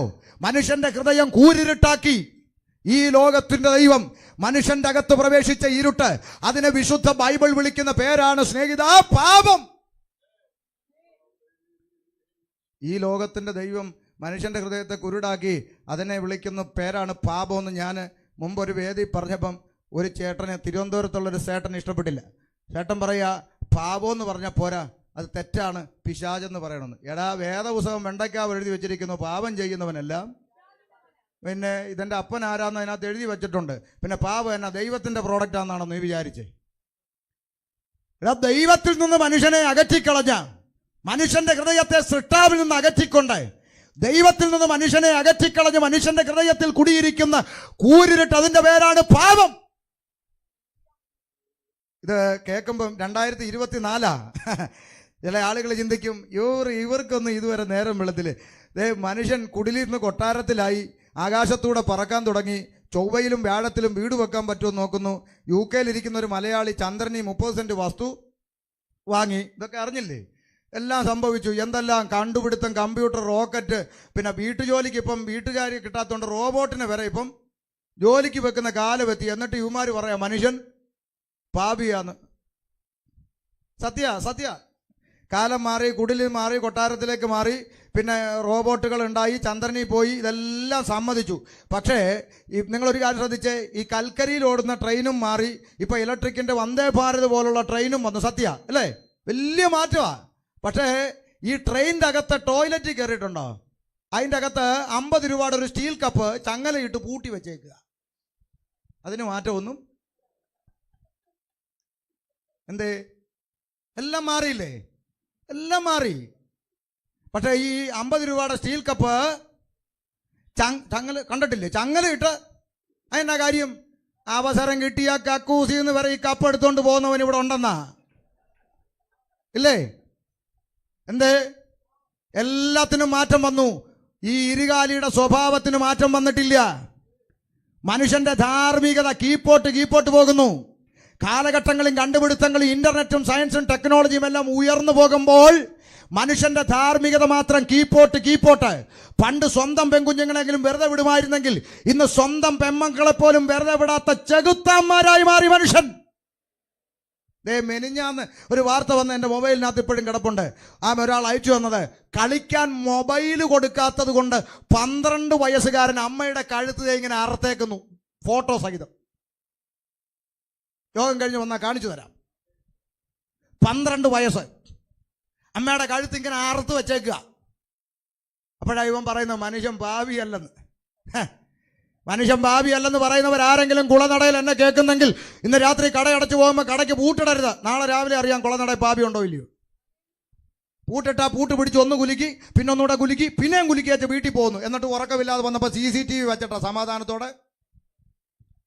സഹോദരിമാരോട് ചോദിക്കേ, രാത്രി കഥ കടച്ച് കൊളുത്തിട്ട് ഓടാമ്പലും പിടിച്ചിട്ടേച്ച് ഇപ്പൊ ചട്ടിയും കലവും വാരി വെച്ചാ ഉറങ്ങുന്നത്. ശരിയാണോ? ആരെ പേടിച്ചാ പറ? പുലി ഇറങ്ങുമെന്ന് പേടിച്ചാണോ? കുറുവാ സംഘം, ഇരുകാലി. മനുഷ്യനെ ഭയപ്പെട്ട് ജീവിക്കുന്നടോ കമ്പ്യൂട്ടർ യുഗത്തിൽ. ഇത് എൻ്റെ ചങ്കാണ്, ചങ്കിടിപ്പാണ്. ഞങ്ങൾ പണ്ട് കാലം തൊട്ട് ഒന്നിച്ച് കഴിച്ച് ഒരു വായിൽ കിടന്ന് ഉറങ്ങി വളർന്ന ചങ്ക്. 2 ചങ്കുകൾ ഒരുമിച്ച് ഒരു കുപ്പി എടുത്ത് അടി തുടങ്ങി. കുപ്പി തീർന്നപ്പോൾ ചങ്കിന്റെ കഴുത്തറുത്തു. വായിച്ചില്ലേ? മനുഷ്യൻ പാപിയാണ്. മനുഷ്യന്റെ അകത്ത് കുടിയിരിക്കുന്ന പാപമെന്ന വിപത്ത്, ഈ പാപമെന്ന ഇരുട്ട് മനുഷ്യനെ സൃഷ്ടാവിൽ നിന്ന് അകറ്റിക്കളഞ്ഞു. ഇവിടെ 2 ചോദ്യം പുതിയ തലമുറ ചോദിക്കും. ഒന്ന്, ആദമും ഹവ്വയും പാപം ചെയ്തതിൻ്റെ പേരിൽ ഒരു തെറ്റും ചെയ്യാത്ത ബാക്കിയുള്ള മനുഷ്യരൊക്കെ പാപിയാന്ന് പഠിപ്പിച്ചു. ചുമ്മാ വല്ല യുക്തിക്ക് നിരക്കുന്നതാണോ? ഇപ്പോൾ വേറൊരാൾ ചോദിക്കുക, അത് പോട്ടെ, അത് പിന്നെ പോട്ടെ. പിന്നെ ഇനി പാപി ആയിക്കോട്ടെ, നിങ്ങൾ ക്രിസ്ത്യാനികളങ്ങ് ആയാൽ പോരെ. ഞങ്ങൾ ഹിന്ദുക്കളെ മുസ്ലിങ്ങളെയും കൂടെ ചേർത്ത് പാപി എന്ന് വിളിക്കുന്നത് എന്തിനാന്ന്? നല്ല ചോദ്യമാണ്. രണ്ടിനും ഒരു ഉത്തരം കണ്ടെത്തണമല്ലോ, വേണം. ആദമും ഹവ്വയും പാപം ചെയ്തതിൻ്റെ പേര് ഒരു തെറ്റും ചെയ്യാത്ത മനുഷ്യരെങ്ങനെ പാപിയാകും? ഒരു ചോദ്യം അങ്ങോട്ട് ചോദിക്കാം, സിമ്പിൾ. ഈ HIV എന്ന് പറയുന്ന ഒരു രോഗമുണ്ട്, എയ്ഡ്സ്. ഇപ്പം മരുന്ന് ഇതുവരെയും കണ്ടുപിടിച്ചിട്ടില്ലാത്തൊരു രോഗമെന്നാണ് പറയുന്നത്. ഈ എയ്ഡ്സ് രോഗിയായ അപ്പനും അമ്മയ്ക്കും ജനിക്കുന്ന കുഞ്ഞാരാ? എയ്ഡ്സ് രോഗി. അതിന് ഡിഗ്രിക്ക് തടസ്സമൊന്നുമില്ല, മെഡിക്കലിനും തടസ്സമൊന്നുമില്ല. എൻ്റെ ചോദ്യം, ഈ ചോരക്കുഞ്ഞ് ചെയ്ത തെറ്റെന്താന്നാ പറ? തെറ്റ് ചെയ്തോ? ഈ കുഞ്ഞ് വ്യഭിചാരം ചെയ്തോ? ഈ ചോരക്കുഞ്ഞ് ബ്ലഡ് സ്വീകരിച്ചോ? ഈ ചോരക്കുഞ്ഞ് തൊട്ടിലേക്ക് കിടന്ന് എയ്ഡ്സ് രോഗിയുടെ ബ്ലേഡ് എടുത്ത് വെച്ച് ഷേവ് ചെയ്തിട്ടാണോ വന്നേ? അല്ല. പിന്നെന്താ? അപ്പനും അമ്മയും വഴി വിട്ട് ജീവിച്ചു. അതിന്റെ ഫലം ഒരു തെറ്റും ചെയ്യാത്ത കുഞ്ഞനുഭവിക്കുന്നു. തർക്കമൊന്നുമില്ലല്ലോ. ഇല്ല. അത് പിന്നെ അത് പിന്നെ രക്തത്തിലൂടെ വന്ന് ആണല്ലോ. ആദാമ്യ പാപം എങ്ങനെ സർവ്വ മനുഷ്യരിലേക്കും വരുമെന്നല്ലേ ചോദ്യം. ഉത്തരം വായിക്കേ. അപ്പോസ്തലപ്രവൃത്തി 17:26 വായിച്ചൂടെ? അപ്പോസ്തലപ്രവൃത്തി 17:26. ഇച്ചിരൂടെ വേഗത്തിൽ പോവുക, ഒത്തിരി പറയാനുണ്ട്. വേഗം. ഭൂതലത്തിലെങ്ങും ആ. കുടിയിരിപ്പാൻ ആ. അവൻ ദൂരത്ത് നിന്ന് മനുഷ്യജാതിയൊക്കെ ഉളവാക്കി. മാമേ, അവൻ ഒരുത്തനിൽ നിന്ന്. ഒരുത്തനിൽ ആ, ഒന്നുകൂടെ വായിച്ച്. ഭൂതലത്തിലെങ്ങും ആ. കുടിയിരിപ്പാൻ ആ. അവൻ ഒരുത്തനിൽ നിന്ന് ആ. മനുഷ്യജാതിയൊക്കെ ഉളവാക്കി. ആ വാക്യം ഒന്നുകൂടെ വായിക്കണം. അതിനൊരു മാറ്റം വരുത്തണം, ഒരു ചെറിയ മാറ്റം. തിരുവഴുത്തൊന്നും മാറ്റാനല്ല, മനസ്സിലാകാൻ വേണ്ടി ഒരു മാറ്റം. ആമേൻ. അവൻ എന്നൊരു പ്രയോഗം അവിടെ ഉണ്ട് അല്ലേ? ഒരുത്തൻ എന്നൊരു പ്രയോഗമുണ്ട് അല്ലേ? ഇത് രണ്ടും ഒന്ന് മാറ്റി. അവൻ എന്നുള്ളിടത്ത് ദൈവമെന്നും ഒരുത്തൻ എന്നുള്ളിടത്ത് ആദമെന്നും ചേർത്തൊന്ന് വായിച്ചാട്ടെ. ഭൂതലത്തിലെങ്ങും കുടിയിരിപ്പാൻ ദൈവം ആദമിൽ നിന്ന് മനുഷ്യജാതിയൊക്കെ ഉളവാക്കി. ഇപ്പൊ പിടി കിട്ടിയോ? കാവി ഉടുത്തവനെയും തൊപ്പിയിട്ടവനെയും കൊന്തയിട്ടവനെയും കുടുംബ കെട്ടിയവനെയും ചരട് കെട്ടിയവനെയും ഒറ്റ രക്തത്തിൽ നിന്ന് സൃഷ്ടിച്ചു. ആദാമ്യ രക്തത്തിൽ നിന്ന്. മനസ്സിലായോ? ഇതുപോലൊരു സന്ദേശം ഈ പുസ്തകമല്ലാതെ ആരെങ്കിലും പറഞ്ഞിട്ടുണ്ടോ? ഇവിടുത്തെ കാവി ഉടുത്തവനും തൊപ്പിയിട്ടവനും കൊന്തയിട്ടവനും ചരട് കെട്ടിയവനും ഒരു രക്തം, ഒറ്റ ദൈവത്തിന്റെ സൃഷ്ടി. ഓ, എന്നാ മഹത്വം അല്ലേ? ഒറ്റ രക്തം. ഇത് ചുമ്മാ ആവേശത്തിന് ഞങ്ങൾ ഉപദേശിമാർ പറയുന്നതല്ല. എന്നാ തെളിയിക്കാവോ? പിന്നെന്താ? നാളെ രാവിലെ 4 ബോട്ടിലെടുക്കും, 4 മൃഗങ്ങളുടെ രക്തം, ആട്, ആന, പോത്ത്, പശു. ലാബിൽ കൊണ്ട് കൊടുക്കും. ഇടുക്കി പെമ്പിള്ളേര് 10 മിനിറ്റ് സ്റ്റിക്കർ ഒട്ടിച്ച് വെളിയിലോട്ട് വെക്കുന്നത്. ഇത് ആട്, ഇത് ആന, ഇത് പോത്ത്, ഇത് പശു. വീണ്ടും 4 ബോട്ടിലെടുക്ക്. ഒന്നിൽ ഇവിടെ അടുത്ത അമ്പലത്തിലെ പൂജാരിയുടെ രക്തം, മറ്റൊന്നിൽ ജമാഅത്ത് പള്ളിയിലെ മുസ്ലിയാരുടെ രക്തം, ഇനി ഒന്നിൽ കത്തോലിക്ക പള്ളിയിൽ അച്ഛൻ്റെ രക്തം, ഇനി ഒന്നിൽ ഞങ്ങളിലൊരു ഉപദേശയുടെ രക്തം. അതേ ലാബിൽ കൊടുക്ക്. ഏതെങ്കിലും പിള്ളേർ സ്റ്റിക്കർ ഒട്ടിച്ച് തരുമോ? അതെ, മാറിപ്പോവല്ലേ. മൂലയിരിക്കുന്നു മുസ്ലിയാർ, അറ്റത്തിരിക്കുന്നു പൂജാരി, മേപ്പോട്ട് വെച്ചിരിക്കുന്നു പള്ളിയിലച്ഛൻ. തരുവോ? പറ. ABCD ഗ്രൂപ്പൊക്കെ തിരിച്ചെന്നിരിക്കുക, അവിടെ നിൽക്കട്ടെ.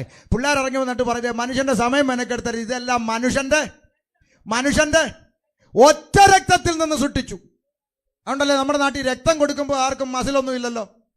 ഉണ്ടോ?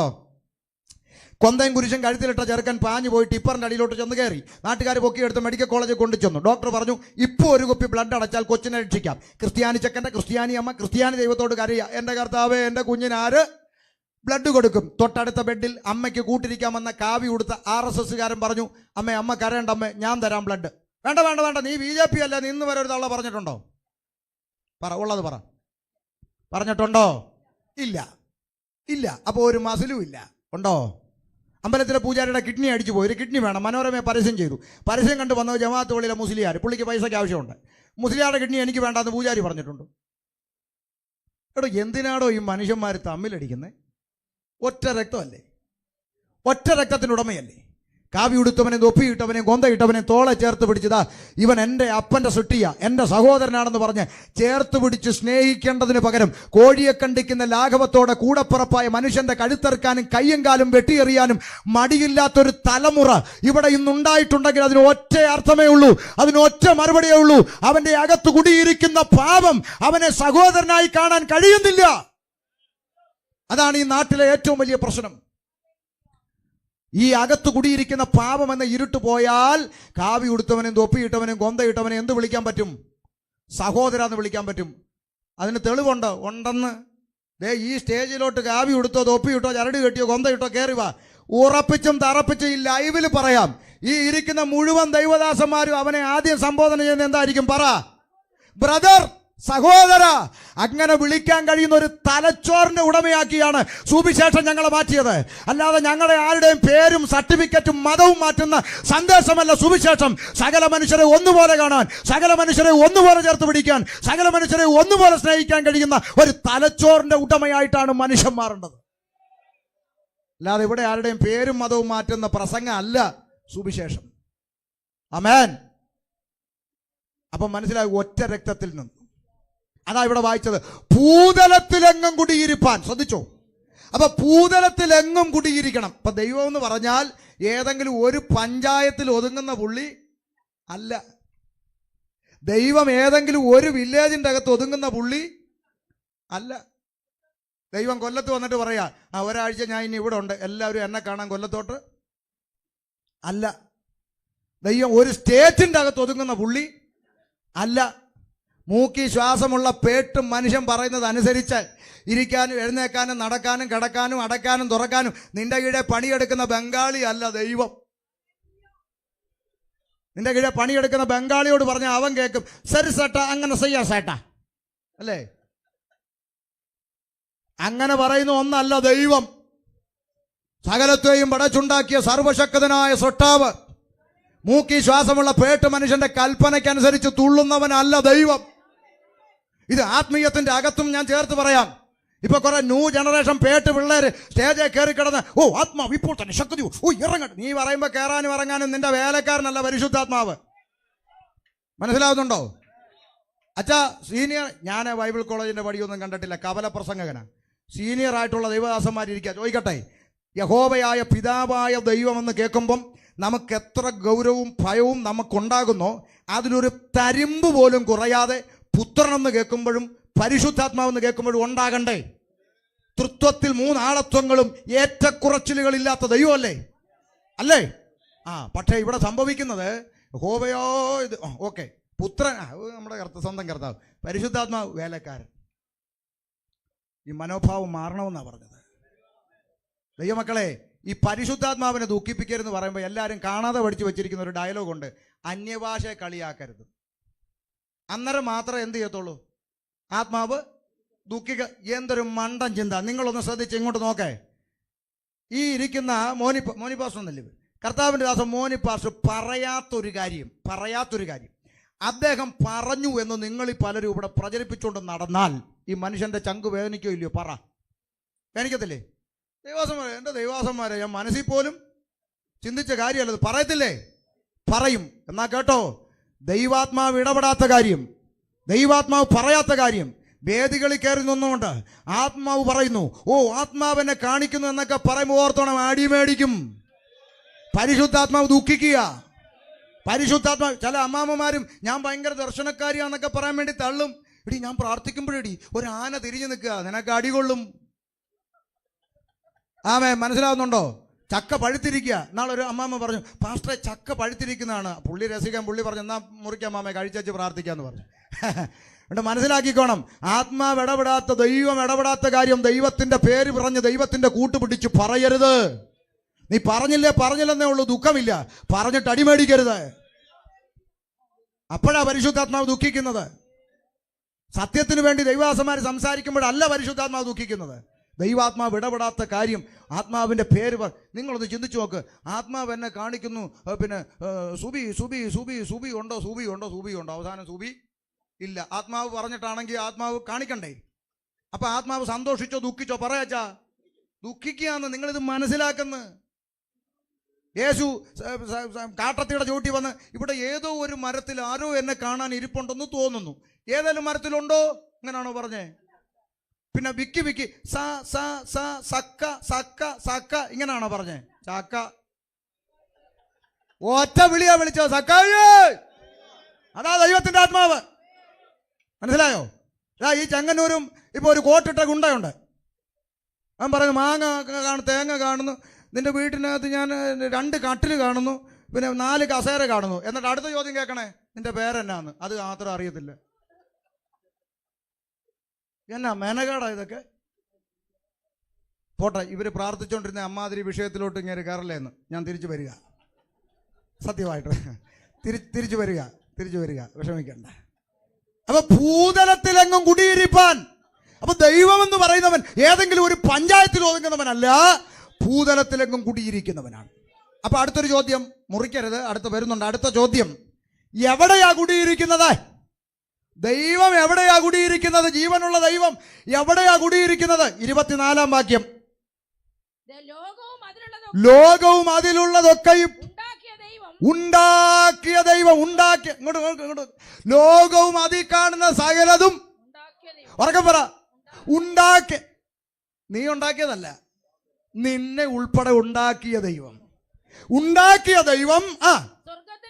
സ്വർഗത്തിനും ഭൂമിക്കും നാഥനാകൊണ്ട് കൈപ്പണിയായ കെട്ടിടങ്ങളിൽ വാസം ചെയ്യുന്നില്ല. മനുഷ്യന്റെ കൈപ്പണിയായ കെട്ടിടങ്ങളിൽ കുടിയിരിക്കുന്നവനല്ല ജീവനുള്ള ദൈവം. മനസ്സിലായോ? ഇനി വേണ്ട, സിമ്പിളായിട്ടൊരു കാര്യം പറയാം മനസ്സിലാക്കാൻ വേണ്ടി. 2018 പ്രളയം വന്നോ? പറ, പ്രളയം വന്നോ? വന്നു. പാരമ്പര്യം പറയുന്ന ക്രിസ്ത്യാനിയുടെ വീട്ടിലിരിക്കുന്ന യേശുവും ഗീവർഗീസും ഉൾപ്പെടെ ഒഴുകി പോയോ? പറ, പോയി. ചാക്കോച്ചൻ വെളിയിലിറങ്ങി നോക്കിയപ്പോൾ യേശു തെക്കോട്ടും വർഗീസ് വടക്കോട്ടും ഒഴുകുന്നു. മേപ്പോട്ട് നോക്കിയപ്പോൾ രക്ഷിക്കാൻ ഹെലികോപ്റ്റർ വരുന്നു. ചാക്കോച്ചനൊരു നിലവിളി വിളിച്ചു, ഹെലികോപ്റ്റർ ഒന്ന് വേഗം വന്നേ. വർഗീസിനെ ഒന്ന് രക്ഷിക്കുന്നതാണോ എന്നെ രക്ഷിക്കും? സത്യം പറ, സത്യമേ പറയാവൂ. എന്നെ രക്ഷിക്കണമെന്നല്ലേ പറഞ്ഞേ? ആന്ന്. ഹെലികോപ്റ്റർ താന്ന് വന്ന് ചാക്കോച്ചനെ തൂക്കിയെടുത്ത് ദുരിതാശ്വാസ ക്യാമ്പിൽ കൊണ്ടുപോയി രക്ഷിച്ചു. 3 ആഴ്ച കഴിഞ്ഞപ്പോൾ വെള്ളമൊക്കെ ഇറങ്ങി ചാക്കോച്ചൻ തിരിച്ച് വീട്ടിൽ വന്നപ്പോൾ ഇല്ല, ഒഴുകിപ്പോയ വർഗീസ് അവിടെ ചെളി പിടിച്ച് കിടക്കുന്നു. പുള്ളി ഓടിച്ചെന്ന് അതിനെ തുടച്ചെടുത്ത് മിനിക്ക് ഷോക്കേഴ്സിൽ കൊണ്ട് വെച്ചാൽ അതിനോട് പറയാ, എന്നെ രക്ഷിക്കണേ എന്ന്. എടാ നിനക്ക് എന്ന് നേരം വെളുക്കും. ഇപ്പം മനസ്സിലായോ? ഡിഗ്രി ഒന്നും വേണ്ടടോ ദൈവത്തെ അറിയാൻ. ആമേൻ. ലോകവും അതിലുള്ളതൊക്കെയും ഉണ്ടാക്കിയ ദൈവം സ്വർഗത്തിനും ഭൂമിക്കും നാഥനാകൊണ്ട് മനുഷ്യന്റെ കൈപ്പണിയായി കെട്ടിടങ്ങളിൽ ദൈവം കുടിയിരിക്കുന്നില്ല. അപ്പോൾ ഒരു മറുചോദ്യം വരും, പെന്തിക്കോസുകാരെ നിങ്ങൾ ആരാധിക്കുന്നത് കെട്ടിടത്തിലല്ലേ? ഉവ്വ, അതെന്തിനാ പിന്നെ കെട്ടിടത്തിൽ കൂടുന്നേ? പറയാം. ഞങ്ങൾ ഓരോരുത്തരും ആരാധന കഴിഞ്ഞ് ഞായറാഴ്ച തിരിച്ചിറങ്ങുമ്പോൾ കതക് പൂട്ടിയിട്ട് യേശുവേ സൂക്ഷിച്ചിരുന്നോണേ, കള്ളന്മാരൊന്നും എടുത്തോണ്ട് പോവല്ലേ എന്ന് പറഞ്ഞേ, അടുത്ത ഞായറാഴ്ച കാണാം കേട്ടോ എന്ന് പറഞ്ഞ് യേശുവിനെ അവിടെ കുടിയിരുത്തിയിട്ടല്ല ഇറങ്ങുന്നത്. പിന്നെന്താ? 2 or 3 പേർ എൻ്റെ നാമത്തിൽ കൂടി വരുമ്പോൾ അവരുടെ മധ്യേ ഞാൻ ഉണ്ടെന്ന് വാക്ക് പറഞ്ഞ കർത്താവിൻ്റെ സാന്നിധ്യം പ്രാർത്ഥിക്കുന്നവരുടെ നടുവിൽ ഇറങ്ങി വരികയും പ്രാർത്ഥന കഴിഞ്ഞ് ഇറങ്ങിപ്പോകുമ്പോൾ എൻ്റെ നിന്റെ ഹൃദയമാകുന്ന മന്ദിരത്തിൽ വസിക്കുവാൻ ആശിക്കുന്നവനാണ് സ്വർഗത്തിലെ ദൈവം. അതുകൊണ്ട് പെരുമഴ വന്നാൽ പെന്തിക്കോസ് പള്ളിയിലും വെള്ളം കയറും, ഞങ്ങളുടെ തമ്പേർ ഒഴുകിപ്പോകും.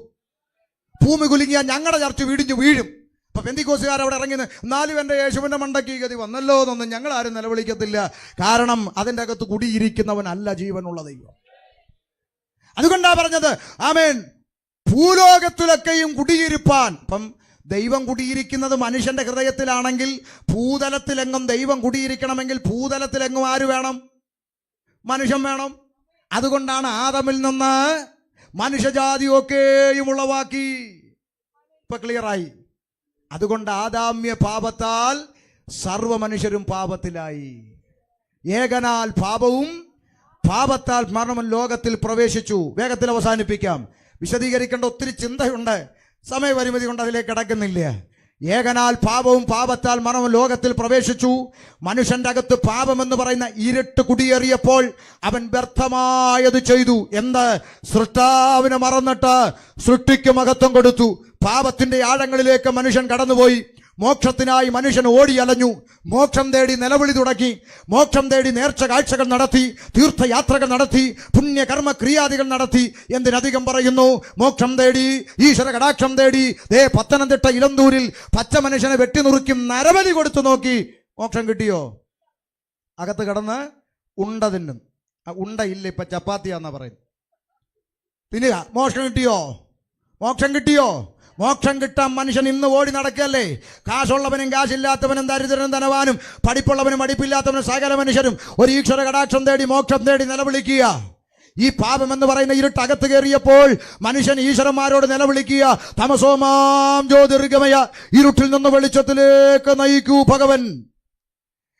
ആമേൻ. ഇസ്ലാമിക സഹോദരങ്ങളോട് ചോദിച്ചാൽ പറയും, ഖുർആന് സമീപമായി അവർ സ്നേഹിക്കുന്ന സ്വഹീഹായ ഹദീസുകളിൽ പ്രവാചക ദിനചര്യകൾ രേഖപ്പെടുത്തിയിരിക്കുമ്പോൾ അതിലെ പ്രാർത്ഥനാ സൂക്തങ്ങളിൽ ഒന്ന് ഇങ്ങനെ കുറിച്ചു, റബ്ബുൽ-ആലമീനായ തമ്പുരാനെ, നീ എന്റെ പാപത്തെ മഞ്ഞുവെള്ളം കൊണ്ട് കഴുകുന്നില്ലെങ്കിൽ ഇഹത്തിലും പരത്തിലും എനിക്ക് യാതൊരു നന്മയും ലഭിക്കില്ലല്ലോ റബ്ബേ.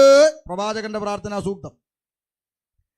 പാപത്തെ മഞ്ഞുവെള്ളം കൊണ്ട് കഴുകണം. പാപം ക്രിസ്ത്യാനിയോട് ചോദിച്ചാൽ പറയും, പൗലോസ്ലീഹ വിളിച്ചു പറഞ്ഞു, അയ്യോ ഞാൻ അരിഷ്ട മനുഷ്യൻ, പാപത്തിനടിമയായ ശരീരത്തിൽ നിന്ന് എന്നെ ആര് വിടുവിക്കും? സകല വേദങ്ങളും ഒന്നിച്ചൊരുപോലെ പറഞ്ഞു, മനുഷ്യൻ പാപിയാണ്. പാപം നിമിത്തം മനുഷ്യൻ ദൈവത്തിൽ നിന്ന് അകന്നുപോയി. അവൻ മോക്ഷത്തിനായി ദൈവത്തോട് നിലവിളിച്ചു, നേർച്ച കാഴ്ചകൾ നടത്തി, തീർത്ഥയാത്രകൾ നടത്തി, പുണ്യകർമ്മ ക്രിയാദികളൊക്കെ നടത്തി.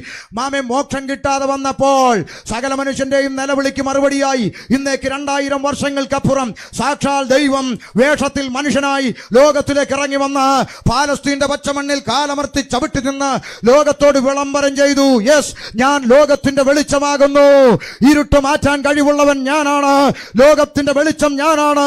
എന്നിൽ വസിക്കുന്നവൻ ആരും ഇരുളിൽ നടക്കുകയില്ല.